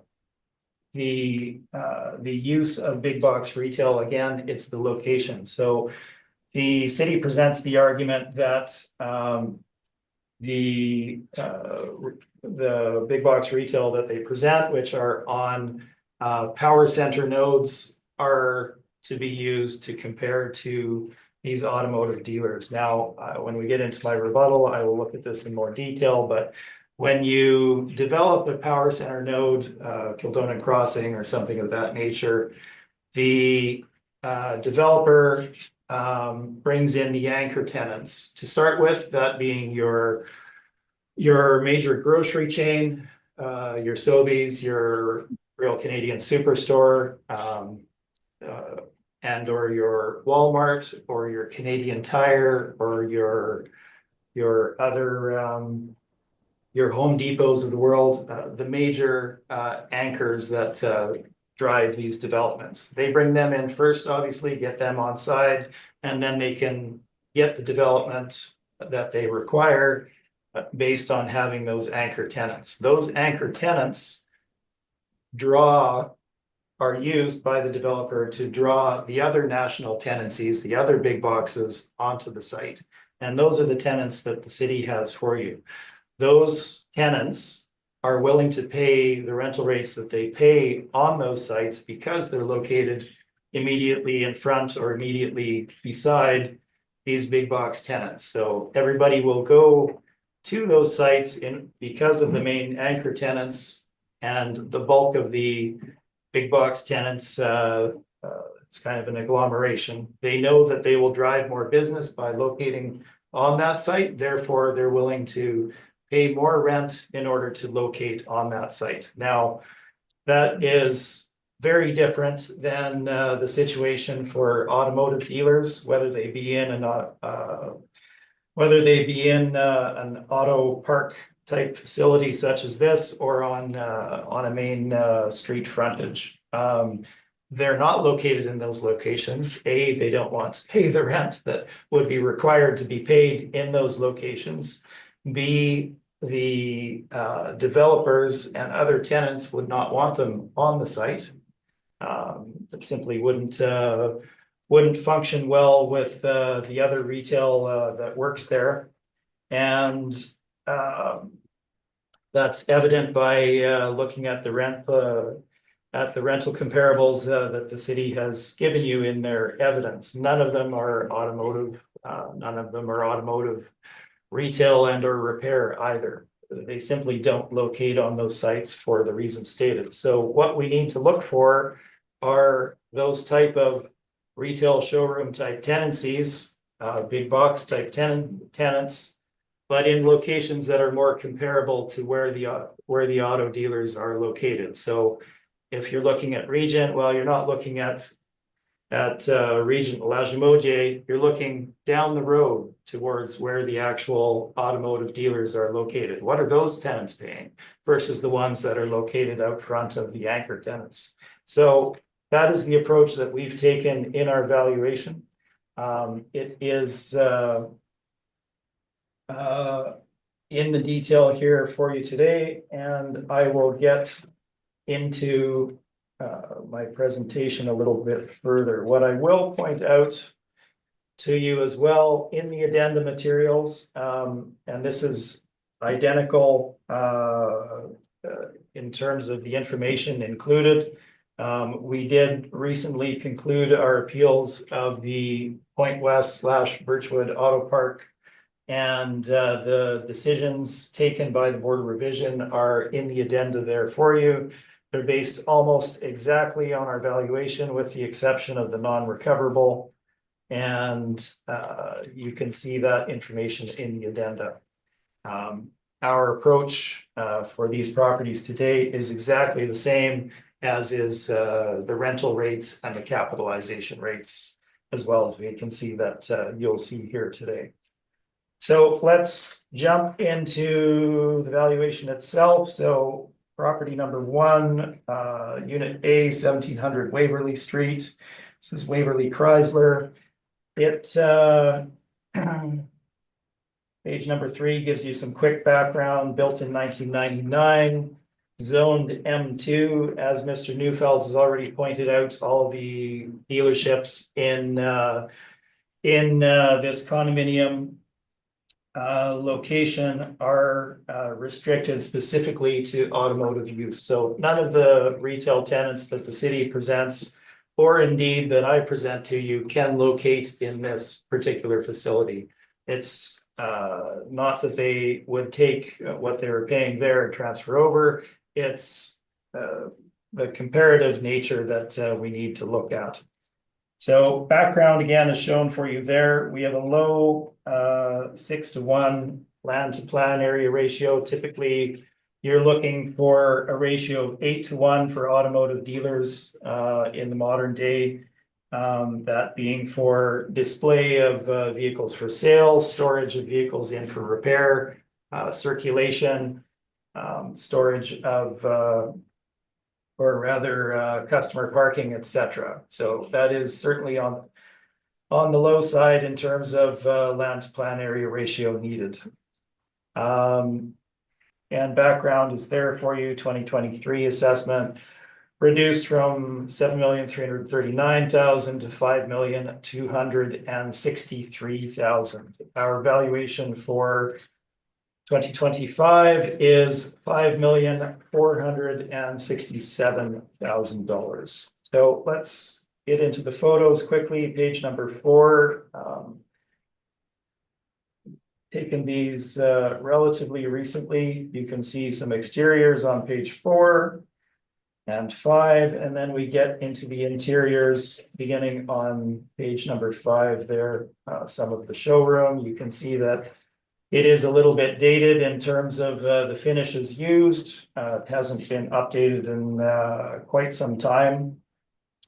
Then we have some of the office area, mezzanine office, and we get into the service and repair area at the back of the site. Now, walking through this, it's a unique layout, quite choppy, lots of angles, certainly not an ideal layout in terms of a modern auto dealership. The site description on page number 11, or rather 12, gives you a bit of a sense of that. And the location obviously shown on page 13. So we're in that Waverly Auto Mall area. Jumping forward, page number 14, automotive industry overview. I'm only going to point out a couple of things here.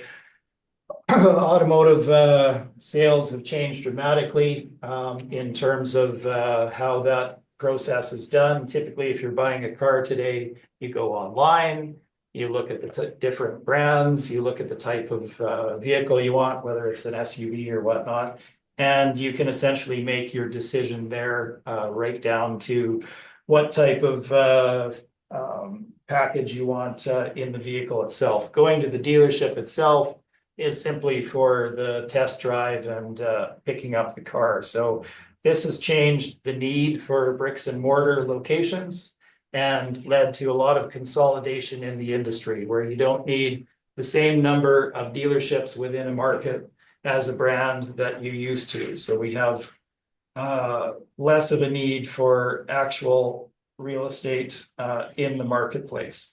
We see that happening all across North America. So they're becoming more distribution centers.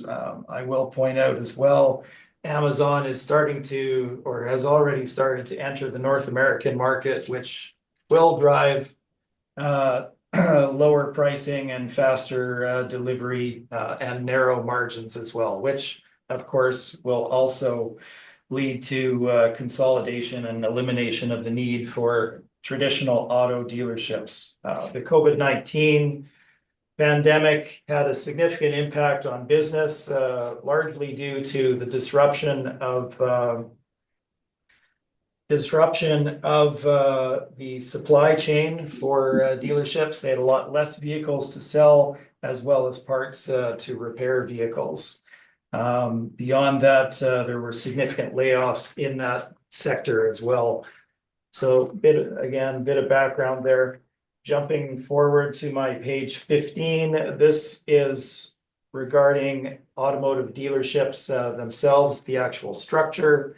They are identified in the appraisal world as essentially special use facilities. So if you look at the top of my page 15, refer to the article in the appraisal journal titled "The Peculiarities of Appraising Auto Dealership Facilities." It states auto dealership facilities are considered special use or special purpose properties, which means that they cannot typically be assigned to other uses.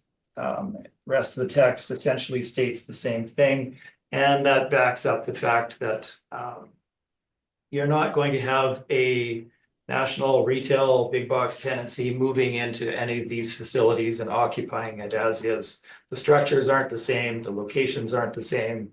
It simply will not happen. Pardon me.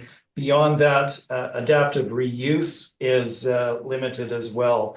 We have essentially a 3-stage process for these type of properties for auto dealerships. Your first use being that as a major brand, so that being your Ford dealership, your Hyundai dealership, whatever the brand is, when it becomes obsolete for that particular use, it descends to the second level, which is typically used as a used car dealership.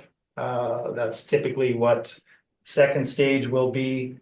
Beyond that, when they've outlived that particular use and are obsolete for that use, typically you see these properties become redevelopment sites where nobody can use the structure itself.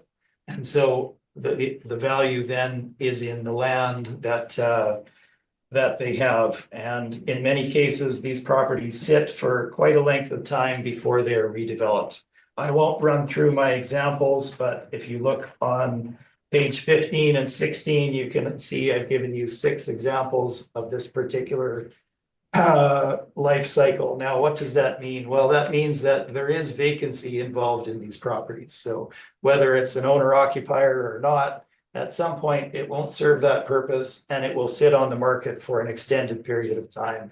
We have a property here that was vacant for well over a decade before being developed. So the span of time can take quite some period.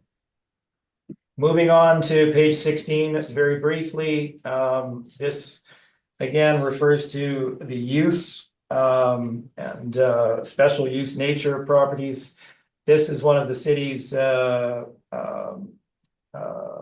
rate comps, not in this particular instance, although I believe Jonathan mentioned that he's included the citywide comparables in a PDF as well, but this is one of the comparables they use, 840 St. James Street. It's a Michaels location. You can see the frontage there, the surrounding supportive retail. And if you look at the map on the bottom of the page, you can see the location of it. Now, if you look at the structure from above, it's quite evident that most of that property is selling floor. You have roughly an 85 to 90% selling floor, 10% storage and or loading at the rear of the property. You can see that in that particular unit itself. I walked into countless numbers of these properties. I was in Canadian Tire recently and just checked my assumption, and it absolutely holds true. I can see how much space is in the back and how much is actually selling floor. Very, very different than the auto dealers that we are dealing with. So let's jump forward into the income approach. I've already referred to the methodology that we use that has been supported by the board in the Point West decision. That being dividing the property essentially into a retail showroom at the front, automotive service, repair at the back. There is ample evidence of the city using this particular division in other property types. And I think in my addendum materials, and I can't point you to the page, but I know I've included one. I know all of the panel members have seen these. The city has in many other property types made divisions in terms of the income streams. So they will have an apartment income stream for a property that also has a retail income stream for the main floor, as well as a parkade income stream for that property as well. That's only one asset class. There are any number of them where they have divisions, divided the income into different income streams. That's exactly what we're doing in our methodology here. It's not new. It's simply not how it's been approached by the city to date. So let's jump into the valuation itself. So the text is there for you to read on page 18. Again, we've divided our comparables into automotive and then showroom retail. Automotive being the first. Our subject property is 36,000+ square feet in size, roughly round figures here. We're looking at a situation where typically you'll have 60% of that area being auto service and or repair. So It's difficult on the marketplace to find properly located comparables that would be informative, but we have a couple here that are useful, as well as other smaller units that do provide background as well. So our comps here are typically on major thoroughfares. They range in terms of date built, of course, but their locations are typically quite good, and the leases are in place as of the dates referred to on page number 19. So I will point you to a couple of these. The first one being number 120 King Edward Street. This is a Boyd Auto location, 15,000 square feet. So in the realm of comparability to the subject in terms of the service area, 2018 lease for 5 years at $8.50 a square foot. Now we can assume that that will have gone up somewhat as of the valuation date upon renewal, but it's starting at $8.50, so it's not going to jump to, you know, $12 or $13 or anything of that nature. It will go up incrementally as they do. Number 2, 1870 King Edward. Well, first of all, number 1 is just north of essentially Portage Avenue. There's that split in the King Edward and the other road that is eluding me right there. That is where the Boyd Auto is located. 1870 King Edward, number 2, just under 18,000 square feet, 2019 lease. Also automotive repair for 5 years at $10.15 a square foot. Now that's further north by quite a bit on King Edward. And I would suggest that probably the rental rate should be somewhat higher than that, marginally higher than that.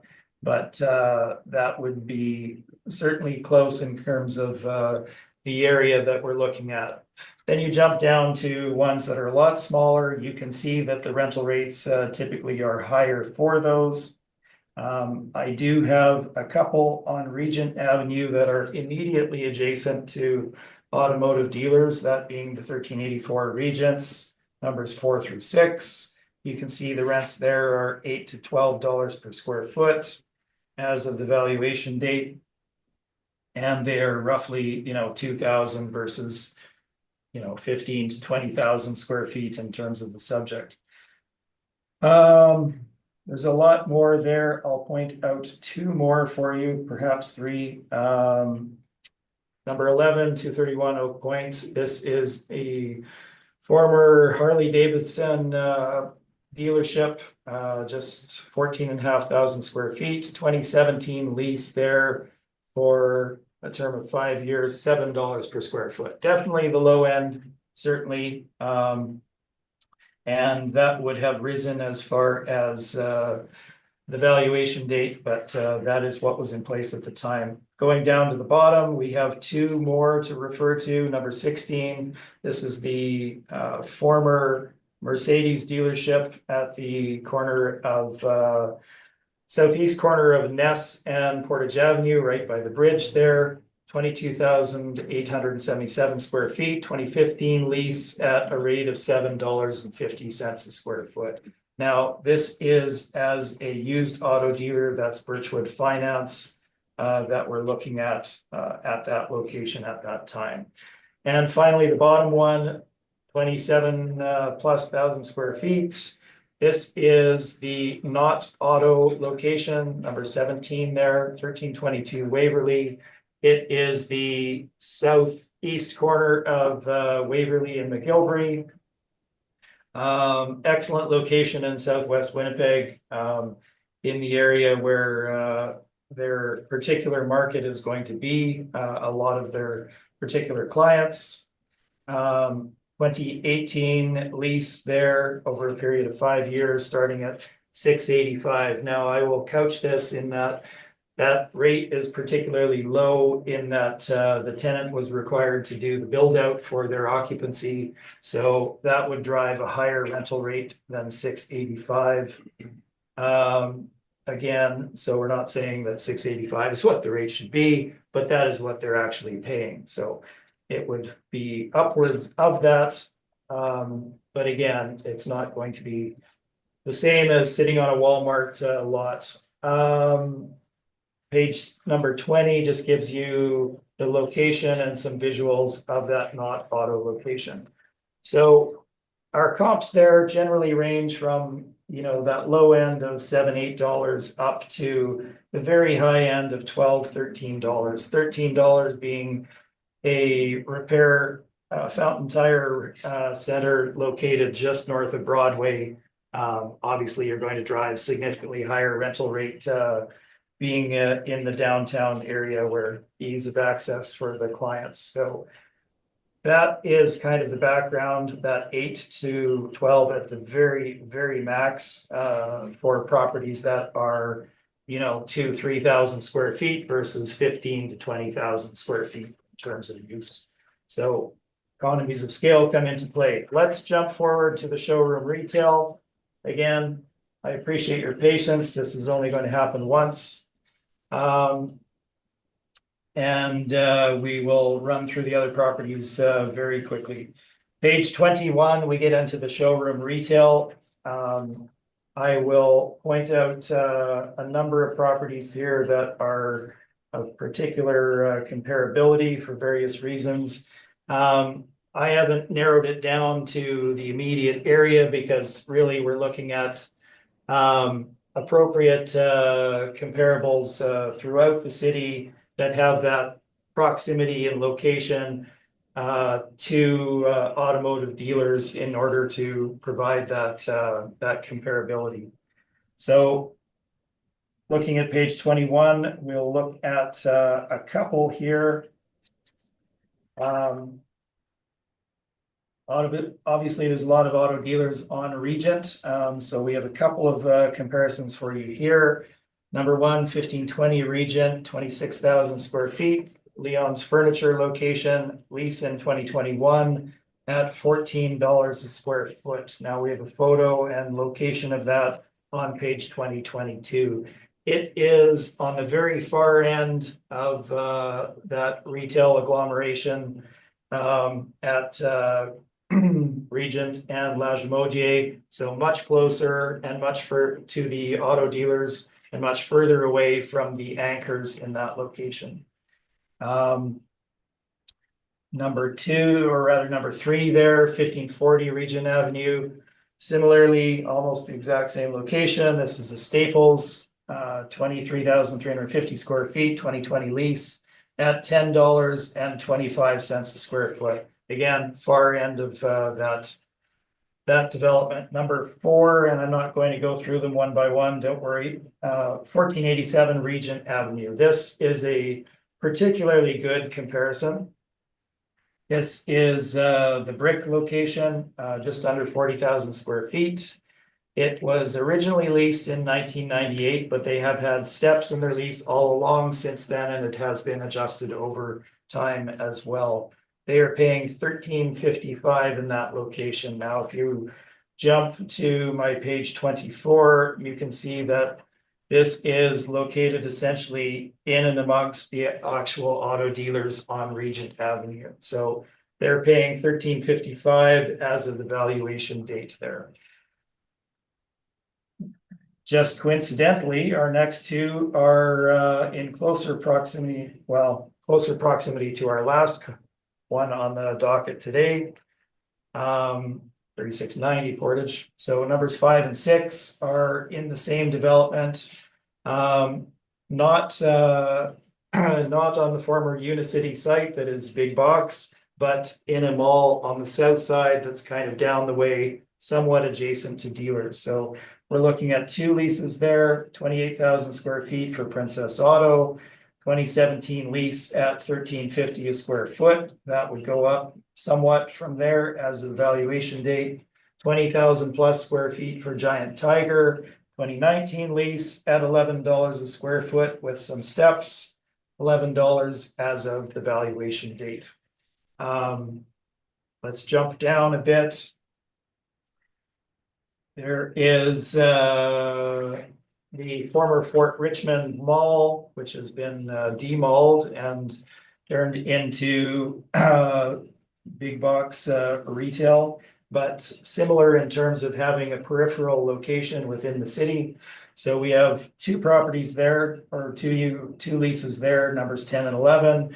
PV Mart and Dollarama, 32,000 and 15,000 square feet, 2018 and 2020 leases, and we have 1050 and 1554 per square foot for those particular units.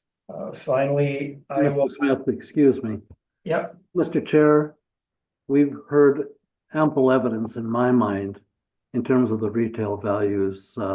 We can see the rest of this chart. You said you were going to go through a couple of examples, Mr. Smith. You're looking at 10 or 12 examples. I apologize. Mr. Chair, could we move I would on? agree with you at this point, Mr. Whitbread. Thank you. And I think we have given plenty of opportunity to, Okay, and we can Point see what taken. you're pointing to. So All all right. right, to maybe move on to any other salient points that you need us to understand, and then absolutely. move on to your valuation. That'd be greatly appreciated. Thank you, Thank and I do appreciate you bringing that forward as well. It's not my intent to go on at length.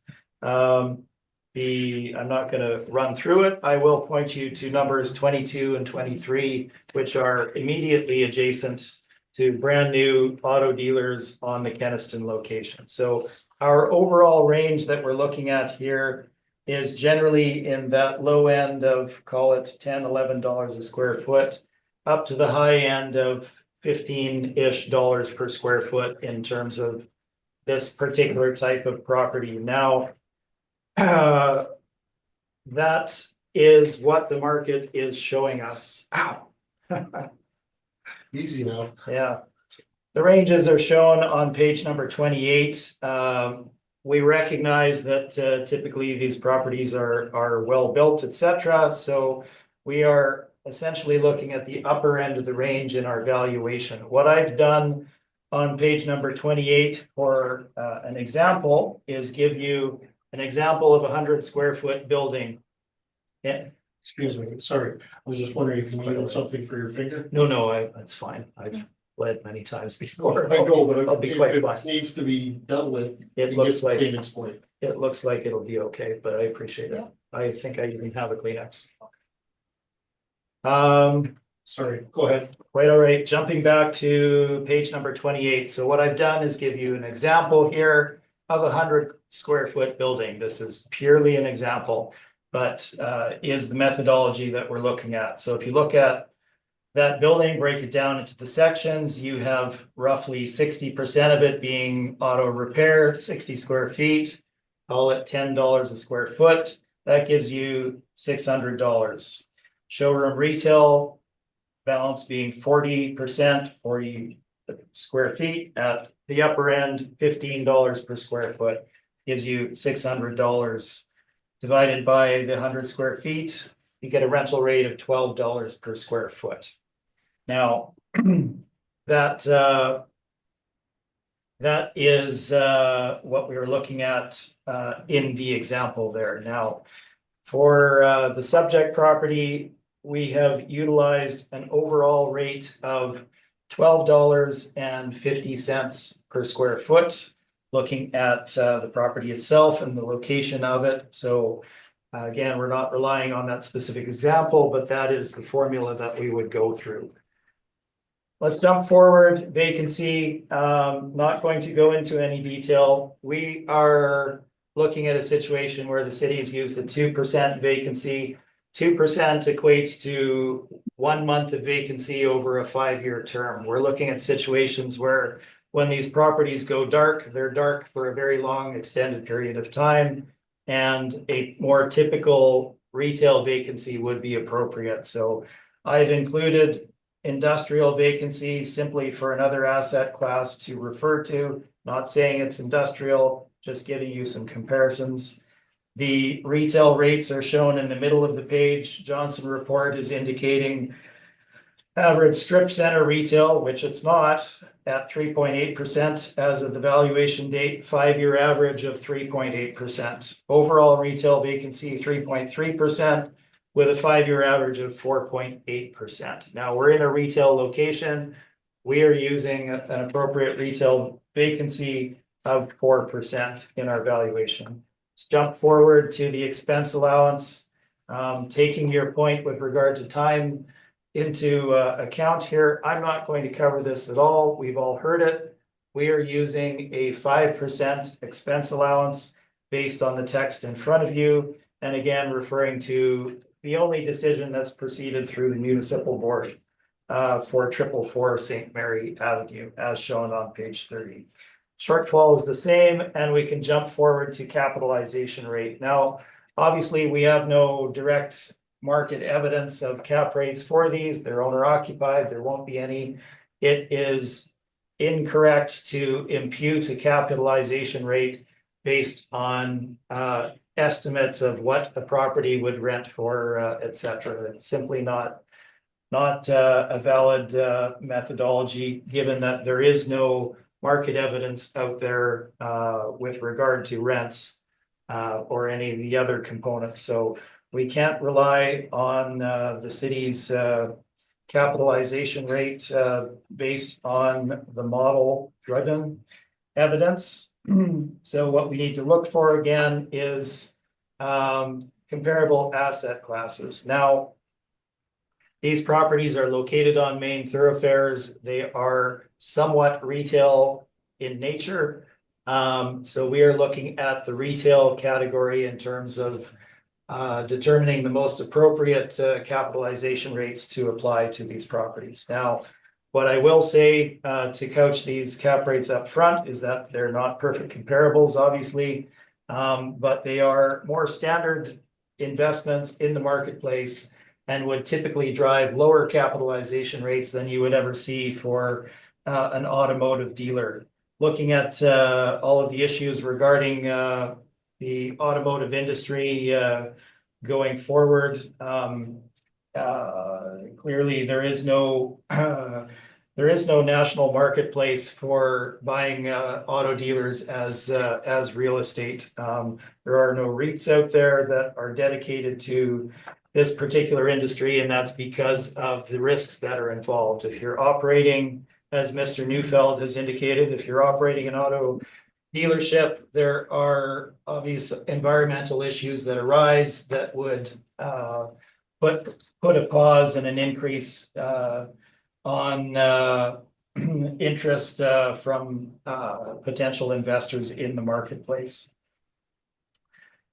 So that being background, again, we're not valuing the business, we're valuing the real estate. When we look at these comparables here, we have a total of 8 capitalization rates, with one exception. They are retail strip malls that are well located in the city of Winnipeg. They have significantly less risk in that they're multi-tenant. They're retail. You're far more likely to find a retail tenancy of 2,000 square feet to occupy one of their units than you are to find a tenant of 36,000 square feet to occupy properties such as the subject. So the risk involved in these is significantly less. That being said, our capitalization rate chart indicates cap rates from a low end of 6.3% up to a high end of 9.13%. Now, I will state up front, the 9.13% is a regional shopping center up in the Northwest. That is the reported cap rate from the purchaser of the property in their public materials.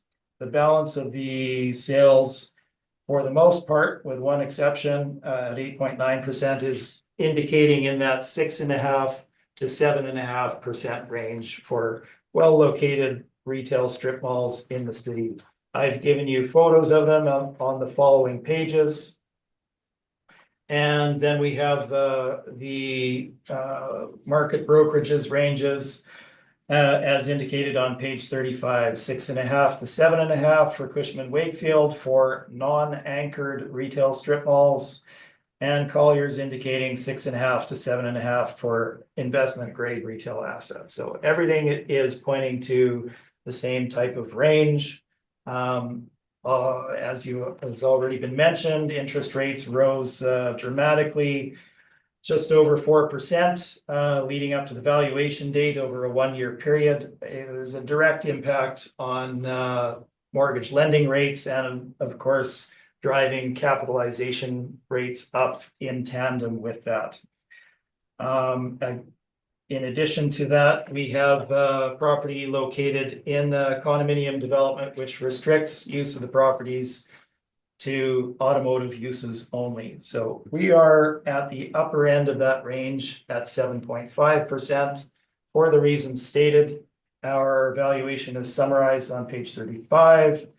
Adjacent to the cities, using $12.50 for the rental rate, 7.5 for the cap rate, and the other parameters discussed, we get $5,467,000 in value.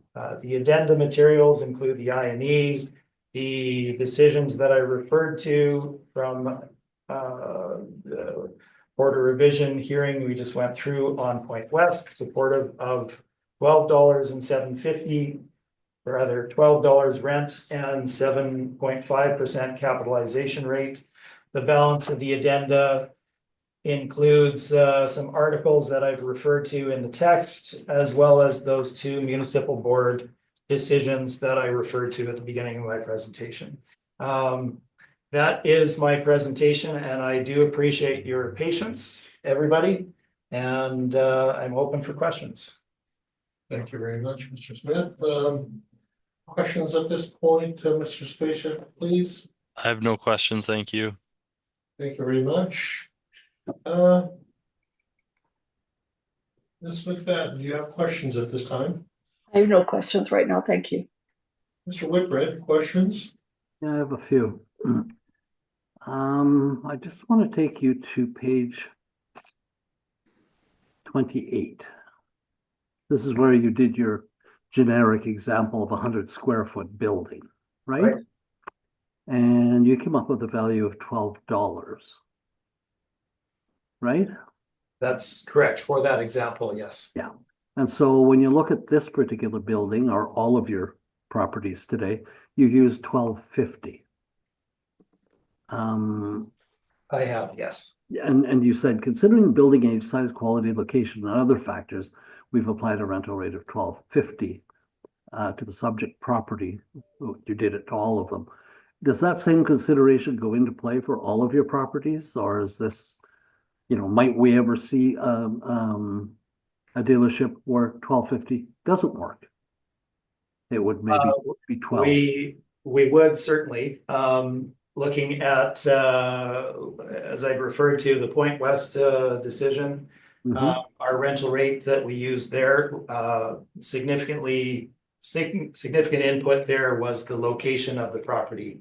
And we used $12 per square foot for all of those dealerships, and that was what the board decided on. Looking at this location, it is somewhat better than that location of Point West.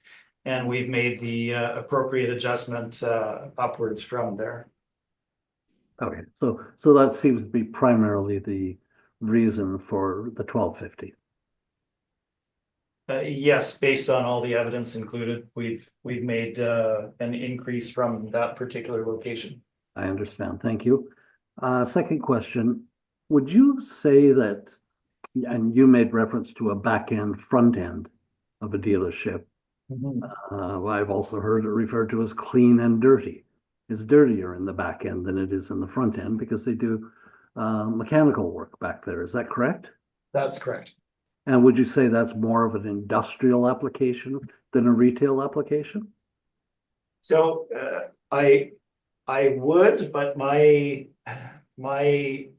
approach and view on it is that, yes, it's more industrial in nature, but it's in a more retail location, and it is that automotive repair and service that is going on there, which are typically in the same type of locations as these auto dealerships are, right? They're on major thoroughfares. They're not in, say, Inkster Industrial or St. Boniface Industrial, locations like that, right?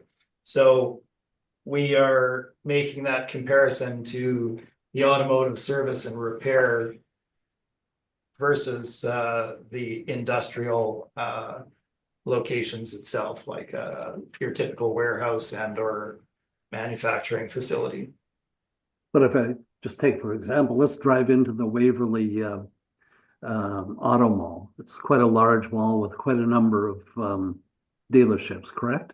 Correct. And you've suggested that 60% of the dealership would be industrial in nature. 40%, I'm paraphrasing, 35 to 40, 65% would be industrial. The balance would be retail, correct? Well, Mr. Neufeld was actually referring to it as industrial, and structurally, I don't disagree with him. The distinction is that the build out and the use of it is as automotive service. So that's why we've looked at that segment of the market versus industrial. That's the I understand. Let me rephrase that. Okay. It's not industrial necessarily, but it's more industrial than retail. The actual portion of the building is used for more industrial than retail purposes. Absolutely. Thank you. So that whole mall on Waverly would be more industrial than it is retail. Well, if you were looking proportionally, the proportions of the building, I guess that would be true, yes. But again, yes. I'm trying to keep I would it agree. simple for myself. Yeah, no, I understand. So now I'm going to jump you to page 5, I think it's 8 of the assessor's brief. And we look at industrial and retail cap rates in his chart. Are you there? Okay. So this, I believe I know where you're going, but sorry, go ahead. You want to head me off and answer my question before I ask it? No, Okay. I certainly don't intend to do that. Okay. Sometimes I don't even know where I'm going. If we look at the rates, and let's just use the city of Winnipeg, for example, we have a differential between industrial and retail. Retail is lower than industrial. And the further out we go to the right with Colliers, CBRE, and Cushman Wakefield, you see even more of a demarcation between the rates. So you've chosen to keep the same rate throughout all of your property valuations today. Is that correct? I have used the same capitalization rate. I'm not quite sure that I understand your question though. Well, you've used the same capitalization rate. You haven't made any differentiation in your capitalization rates for back end of the business or front end of the business. No, nor would I, because you would be buying the property as a whole, and we're treating it as a whole. And the cap rate that we use is taking the entire property into account. And so looking at, if you look at the chart here, industrial versus retail, yes, there's lots of demand for true industrial buildings out there, and you get low cap rates, then that is really not what we're looking for. So that is my distinction in why I was being careful in answering your question is we're not looking at a industrial property here. We're looking at an auto dealership that has service and retail showroom. So the risks involved are extremely different than they are for a standard industrial warehouse or manufacturing versus what we're looking at here. And the locations are different as well. Why I'm pursuing the questions is that I've sat through other hearings where applicants have actually split the property into two and given us 2 different cap rates, maybe 3 different cap rates if there were other classes of or other property types on the property. So I haven't asked my question yet. yeah, sorry. That's a statement. Apologies. No worries. Would you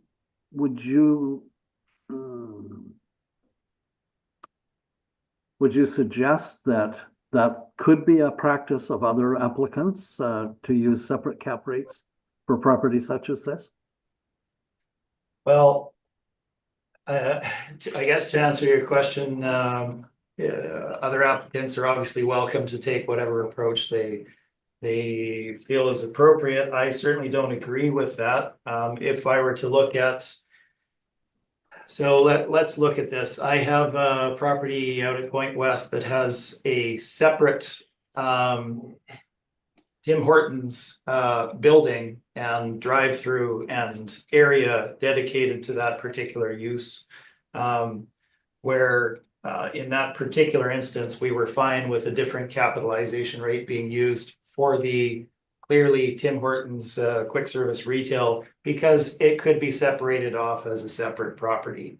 It doesn't form in any way part of the structure of the dealership in that unit. So that makes sense. But when you're looking at a single entity property such as an automotive dealership, you have an automotive dealership. You don't have a retail that should have retail rate and service area that should have a service rate, or an office area that should have office. You have an auto dealership, and the appropriate overall rate should be applied to it, which is why we've taken that approach. You wouldn't be buying, you're not buying, this income stream that would have a lower cap rate and this one that would have a higher cap rate. You get the whole entity. Okay, now I If that appreciate makes that. sense. That helps narrow it down for me. Okay, thank you. I didn't quite grasp that part of it. Sorry for not Thank you. making that clear. I have a last question, and it's just kind of general. You didn't touch on it on your verbal presentation, but you have a whole slew of orders in this evidence you presented, correct? Municipal and board orders? I do, yes. The board orders we just received prior to submitting this evidence, and it was finally supportive of the methodology that we're including, which is why I've provided them for the board. Which methodology are you referring to? The split of the building between looking at the front section as retail and the rear section as automotive service, and what an appropriate cap rate for the overall entity would be. I didn't read them all. I'm sorry. There's quite a number of them. So let me understand that, or rephrase it. You suggesting that these orders all tell you it's okay to use the same cap rate for the back end and the front end. Is that correct? Well, that is, I guess, essentially what they're saying. That what I provided them for was to give that background again on what the board has decided based on the exact same evidence, because I haven't changed anything other than increase the rental rate in that very similar circumstance of the auto mall at Point West versus the ones we're looking at here today. If that makes sense. And the municipal boards was to show that there's significant discrepancy in what the methodology should be, and that's why straight retail is not necessarily carved in stone as far as how these properties should be valued.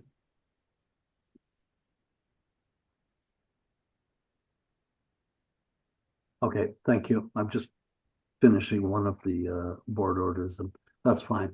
I have no further questions, Mr. Chair. Thank you very much. Thank you. I'm interested in questions regarding comment that you made earlier about the building not necessarily having the best flow for a dealership. This was built as a dealership. In 1999, yes, it was built as a dealership. When I walk through it, and I did just that very recently, it's very choppy in terms of the supportive office and the layout. There's a lot of angles and wasted space is what I would say. Now, I mean, the service areas, they're pretty square, etc. Yeah. You wouldn't build it like that today, is what I'm saying. Okay, fair enough. Again, trying to explore some of the things that I see in your presentation with, hang on, let me back up one step and just say this. The department's rate overall is $13.29. Yours is at $12.50 overall. Correct. You guys not particularly miles apart at the end of the day. Far enough apart to make a significant valuation difference, but Well, I yes, think the far enough apart comes when, a little later, when it comes down to a minor degree, vacancy and expense, but the major one is the capitalization rate at the end of the day. well, I would look at the whole, but. No, and truly, at the end of the day, when you look at the two positions, net operating income, you're you're about $50,000 apart. Which is a significant gulf between the two. But the bigger gulf is that 1.1% difference in cap rate. That is the bigger gulf, certainly, but I would look at the overall. And fair enough. And so I guess that when I look at the information that you provided on page 19, and again, I'm not going to be too critical because I believe both you and the assessor have got the same problem. And there isn't anything really to draw to from the market because the market, they don't have any information like this. That is the challenge. That is in fact the challenge.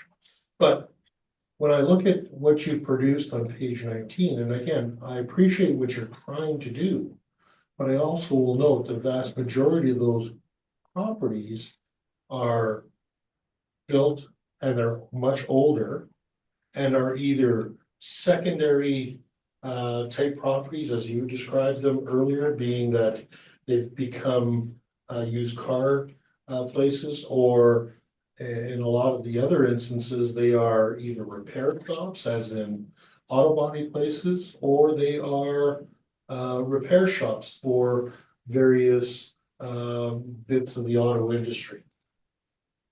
That is very evident here. Would you not agree with me? I would agree, and that was actually the point of providing it, is that we're not looking at dealerships as a whole entity, right? We're looking at that component of the dealership that is the service and repair. And that is what we're looking at here in the comparables that I provided for you. And I can see why you're trying to do that, because ultimately you have to try and draw to something that's similar. Exactly. Similar in as many ways as possible, including location. And when we look at these, we're looking at Regent, Pembina, Portage, etc., right? Waverly. So that's the whole intent, is we're not going to find a dealership rent out there. Nope. What would be appropriate for the back? What would be appropriate for the front? If there was, sir, I believe A, you would be producing it, and B, I believe the assessment department would be producing it. That is not the case, obviously. When it came to the not auto location 1322 Waverly, Yes. I note that you did say, and very clearly, that the rental of 685 is in fact for an older warehouse building that the tenant had to do the build out on, correct? That's correct. And you show a picture of that, or some, a little bit of the interior, this being, I guess, the showroom, I guess. That's correct. And it's, I guess, somewhat comparable to the front end of a modern day dealership. Would you agree? That it is somewhat comparable. They've, as you said, adapted for their particular use, an older industrial building, and essentially blitzed up the front area for customers and display.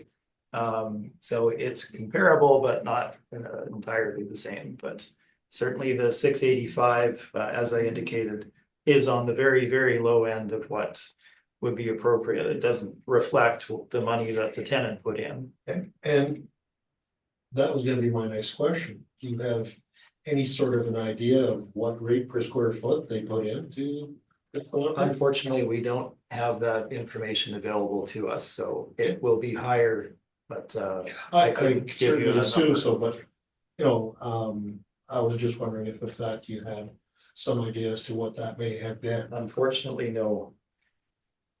All right.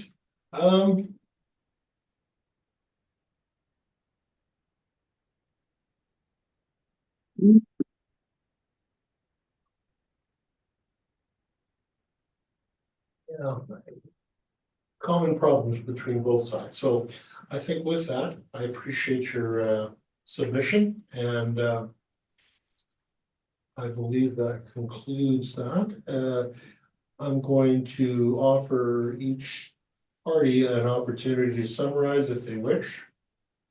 Sorry, Mr. Chair, and I won't spend Oh, any time my at all on apologies. this. My apologies, you have rebuttal, do you not?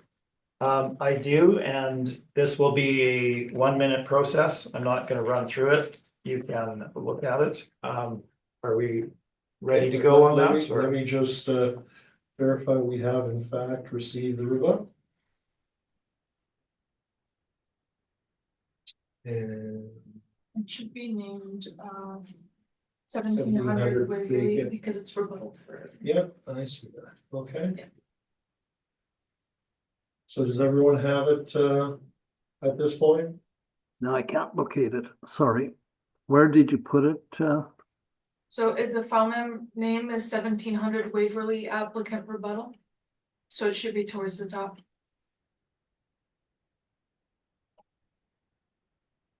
You may need to refresh the. Yeah, I did that. Yeah, I understand.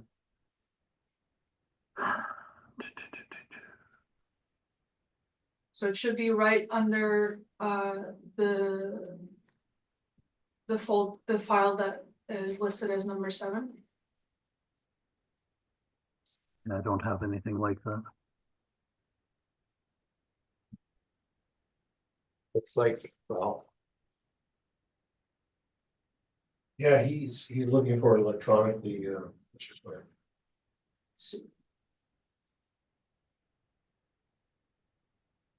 Linda, have you been able to find it?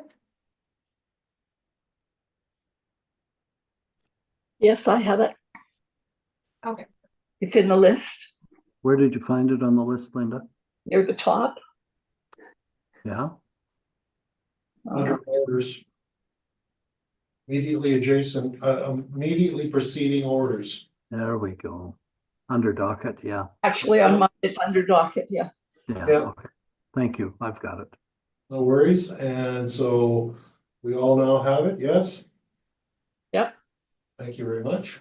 Mr. Smith? okay, thank you, everyone. So I will quickly run through this. So all this is a visual representation of where the city of Winnipeg's lease comparables are located and what those tenancies are. So again, I'll keep this under a minute. If you look at that first page there with the aerial view, you can see that we're looking at comparables in Grant Park Shopping Center, that being Shoppers Drug Mart, Good Life, Winners, McNally, MLCC, Good Life, and then that Pembina Crossing location, another power center node. That's that one. Jumping forward, and probably more importantly, looking at the second page with the aerial there, this being the Kenaston and McGillivray area generally. So we're looking at locations that are adjacent to IKEA, that being 42 through 45, Dollarama, Structube, FXR, etc. We're looking at that location by IKEA, Seasons of Tuxedo. Then we have Smart Centers, Winnipeg Southwest, Smart Centers, Kenaston Common, Bridgewater, Town Center, and Linden Ridge. Now, if you look at those, you can see where they are, what those anchors would be, and what the tenancies are. So the visual representation here is quite good, because if you go north on Kenaston, you cross the rail line, you move into the industrial area. On the west side of the road, you have the development over there of the kind of flex warehouse space, and on the east side, you have industrial lining Keniston. Now, the difference is that there are 3 auto dealers all in that particular location, removed from this and immediately adjacent to the comparables that I provided to you in my list, that being 2 Birchwood locations as well as the Mercedes. So they're not on the power center site. They're down the road in a different area that would draw a different rate for the retail component, that being the front center. So yes, you'll draw a retail rate for that front area, but it's not going to be anywhere close to the retail rate that you would draw on these power center notes. That's my rebuttal, and happy to answer any questions. Mr. Spacek, do you have any questions at this point? No questions, thank you. And Mr. Whitbread, any questions at this point? No, I have none, thank you. Thank you. Ms. McFadden? Well, I have none, thank you. I think point is taken and made, so I appreciate it. Thank you very much. Thank you. And so again, I offer either party an opportunity to summarize if they so wish. I have no need for summation, thank you. No, thank you, Mr. Chair. Thank you very much. And I think what we'll do is we'll take a 5-minute break right now just to stretch our legs. And then we'll come back and hopefully we'll be able to slide through the rest of these fairly quickly. Thank you very much and welcome back, everyone. And we are moving on to B-1700 Waverly Street. And Mr. Spacek, could we have your presentation on this, please? Yes, Mr. Chair. We are looking at file number 24-4036. This is roll number 030650434000. B-1700 Waverly Street. 2025 assessed value is $3,293,000.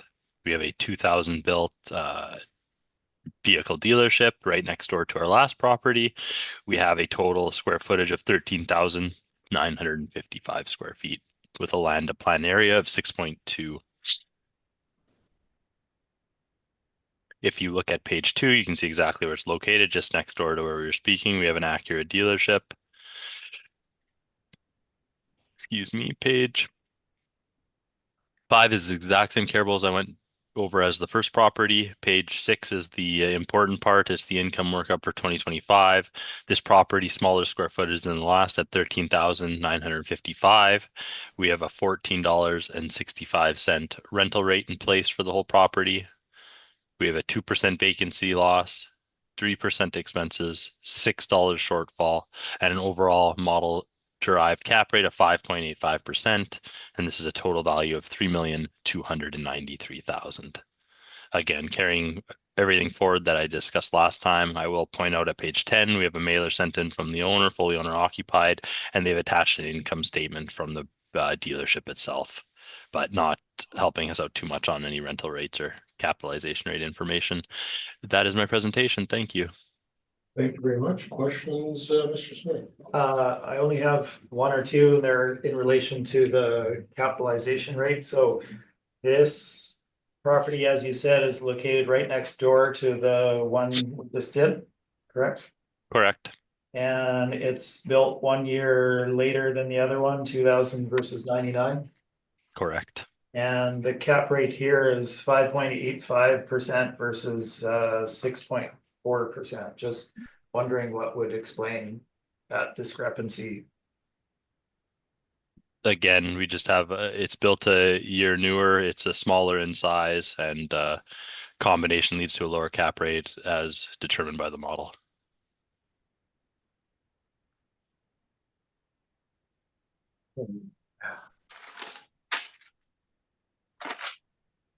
Okay, those are all of my questions. Thank you. Thank you very much. Questions, Ms. McFadden? I have no questions, thank you. Mr. Whitbread, questions? I have none, thank you. And I believe I'm good also, so Mr. Smith, you're up. Thank you, Mr. Chair. So as Jonathan mentioned, we're dealing with the adjacent property here, Unit B, 1700 Waverly Street. All of my discussion essentially from the first property should carry forward to the remainder of the properties here, including this one. I will point out any little wrinkles or details that are different to be considered. Looking at the subject, we have smaller property, yes, 13,955 square feet. Bit of that is mezzanine, 2,100 square feet, as shown on my page 3, where I'm looking at here. Built in 2000, so same age as the other one. Same issues with regard to usage of the property, can only be automotive in nature. You can see the appeal from 2024, which has been appealed onward to the municipal board.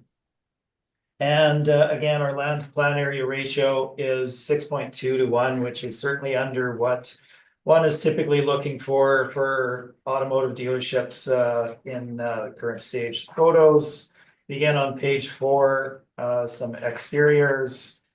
As well as the interior, this property hasn't been updated in some time. You can see that from the finishes inside and the general design. The discussions, as I said, regarding the special nature of auto facilities, the auto industry, etc., can carry forward. And our comparables, including the automotive as well as showroom retail, remain exactly the same, as do our detail with regard to vacancy and capitalization rate. Now, subject property summary with regard to the valuation is on page number. You're there before me. 33, yes, thank you. So again, all of the same detail goes into this. It is essentially a property that wouldn't be built at this size in modern times. So it is certainly on the small side for a modern dealership at just under 14,000 square feet. You're not going to typically see too many brands that would want to go into that space. If they are, they're not the major brands, and be kind of a stopgap measure typically on the way to building a building of their own. So this is almost of the size where its next phase would be use as a used auto dealer. Now, we've applied the same rental rate, $12.50 a square foot. We're not reducing it for that reason. We've stayed at the same level, but certainly it would not go up from what we've applied to the adjacent property. The remainder of the parameters remain the same, including the cap rate. It's not going to have a lower cap rate because it's smaller. And when you summarize this value, it gives us our final market value of $2,077,000. Like I said, the decision from 2024 has been appealed onwards to the municipal board.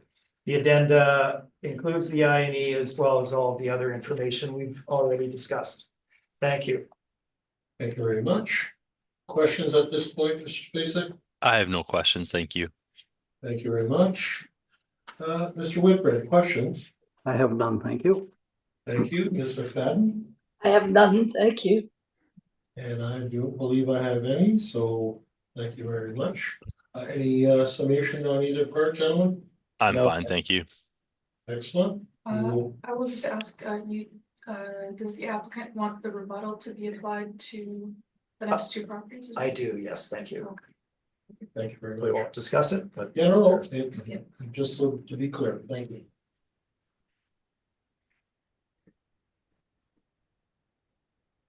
Yeah, moving along, we will go to C 1700 Waverly. So, Mr. Glazer, could you go through that property for us?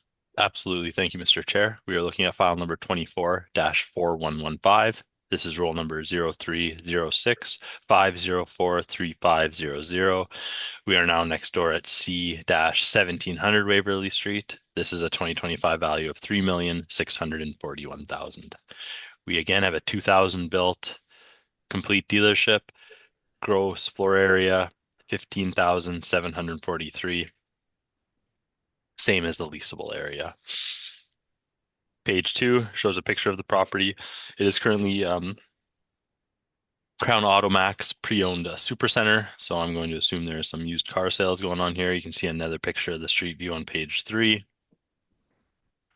If we scroll to page 6, this is the income approach for this property. We have 15,743 square feet, rent per square feet of $14.48, 2% vacancy loss, 3% expenses, $6 shortfall with a 5.9% capitalization rate. This is where we get the total value of $3,641,000. And again, carrying over the same discussion as the other similar properties. We scroll to page 10 going forward. Again, owner occupied property, mailer sent in, but in this case, it was some income information for the property. But again, not helpful for a net rental rate. If you have any questions, that is my presentation. Thank you.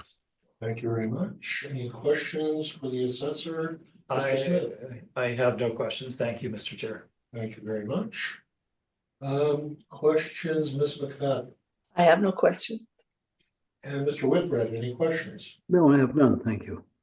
Thank you very much. And I believe I do not have any questions either.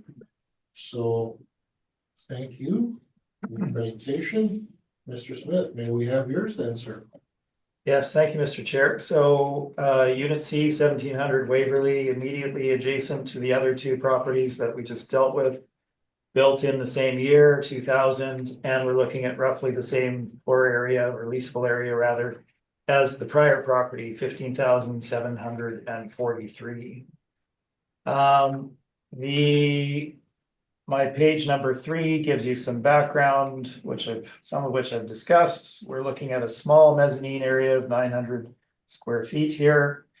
Again, low land to plan area at 6.26 to 1.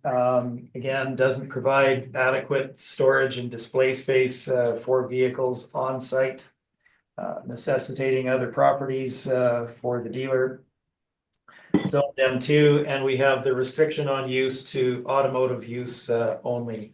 Again, the 2023 assessment was appealed to, or the Board of Revision decision was appealed to the municipal board. Photos on page 4 and onto through page, well, how far have we gone here? Page 9, okay. Yeah, that's a lot of photos. As you can see, the property hasn't been updated. Signage has changed, etc. That's roughly it. They haven't invested into the property basically since the 2000 timeframe, which you can tell from the finishes, the low ceiling, etc. Much of the space is storage at the current time. And you can see the service area on page number 8 onwards, as well as a staff room, etc. Part storage. The site and the location are the same, as is all of our discussion with regard to the auto industry, the special use nature of auto dealerships, and all of our information regarding the market comparables for automotive and retail properties as far as rental rates is the same range, same location. And we have applied the same valuation parameters and methodology as summarized on page number 34. So you can see our rental rate of $12.50 a square foot. Normalized vacancy for retail at 4%, expense allowance at 5%, cap rate at 7.5%. Gives us our final market value of $2,343,000. Now, if you compare that to the cities adjacent to it, 2025 model, they have a cap rate of 5.9%. Versus a cap rate that they had in the prior cycle of 6.4. We're certainly not seeing drops in capitalization rates as of the valuation date, given the circumstances at the time. That's aside from the addenda being, as I've already described for the other properties, that is my presentation. Thank you. Thank you very much. Any questions at this point, Mr. Pasek? I have no questions, thank you. Thank you very much. Questions, Mr. Whitbread? I have none, thanks. Ms. McFadden, any questions? Thank you. Thank you very much, and I don't believe I have any questions either, so thank you very much. Any final summation with either party? No, thank you, Mr. Chair. No, thank you. Excellent, thank you. That concludes this property. We will move on to, I believe, the last property being 3690 Portage Avenue. Mr. Spitchett, could we have your take on this, please?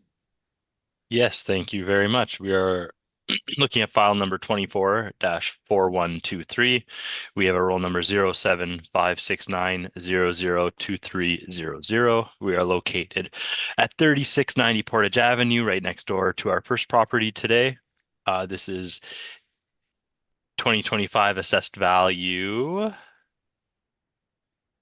Let me just make it up here. Well, I had this one noted down, but there is a recommendation naturally as per the value has changed from the original 2,153,000 on the main page. And if you turn down to my page 5, you'll see the actual income workup for the property is working out to 1,646,000. So I am making a recommendation to reduce it to the income approach. Just looking at the size here, I'm trying to think if it could I think it might have been carried over from land, but I will ask for a reduction to my page 5 value. This is 1,646,000.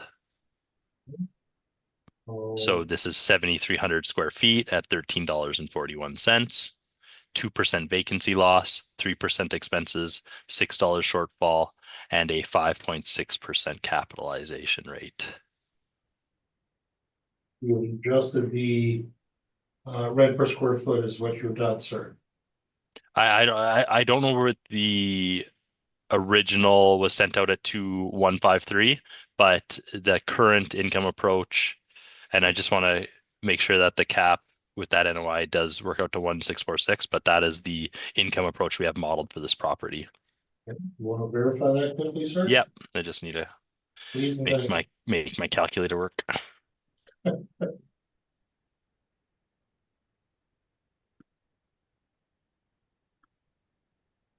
Mr. Smith, does this interest you at all, sir? I certainly appreciate the second look, but we're not in agreement on value. Fair enough, thank you. Yeah, and that is the proper value there for the income workup. So again, just going forward, if you need to look at it on page 5 is the value I'm recommending. And again, sent forward is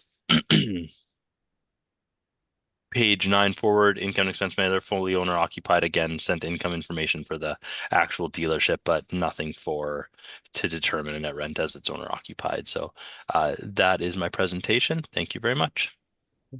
Questions, Mr. Smith? I have no questions, thank you. And just for the record, you do not accept the valuation change, correct? That's correct. Okay. And Ms. McFadden, any questions at this point? No question, thank you. And Mr. Whitbread, any questions at this point? No questions, thank you. And the only question I had, which was, how did you come up with the original rate? That appears to be just something that came into the system somehow. Yeah, something was either changed or I don't have it in front of me. My apologies. Fair enough. I guess that's how it goes. All right, so. Okay. Mr. Smith, your question, your presentation, please. Yes, thank you, Mr. Chair.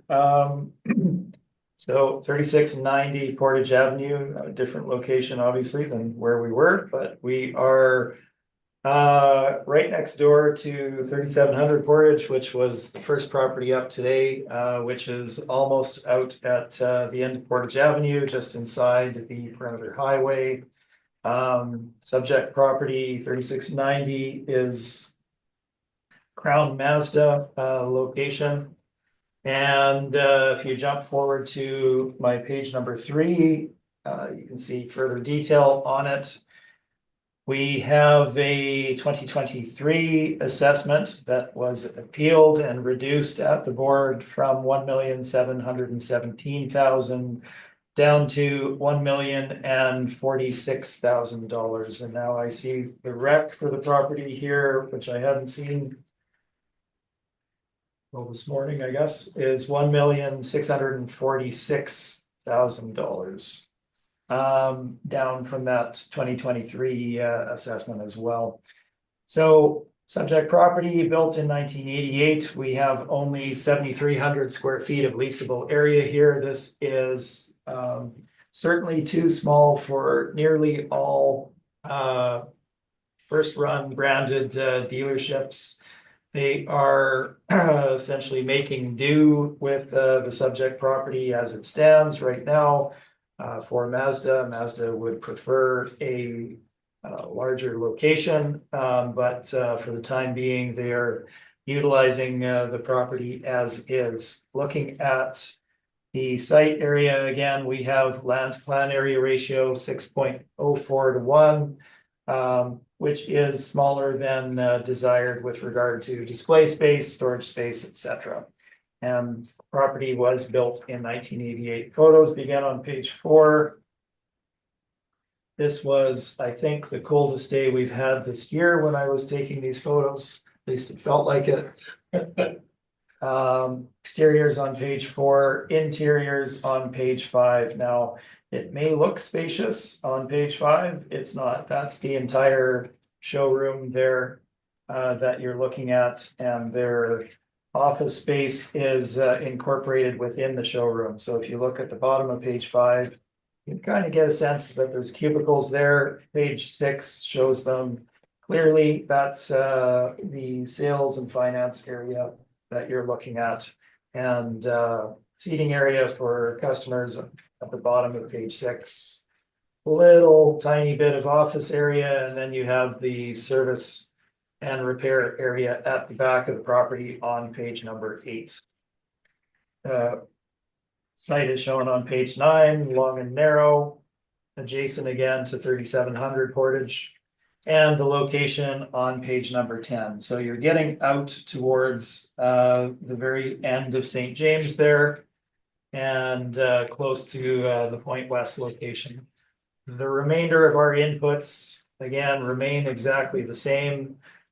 We now have a property that is half the size of those smaller properties that we were just dealing with that were 15,000 square feet. We're now looking at 7,300 square feet. So this is essentially descending typically in the marketplace down the scale. Would typically be a used auto dealer. It's not right now. It's utilized by the owner for first run for Mazda for the time being. It's not ideal, but they are making do in the short term.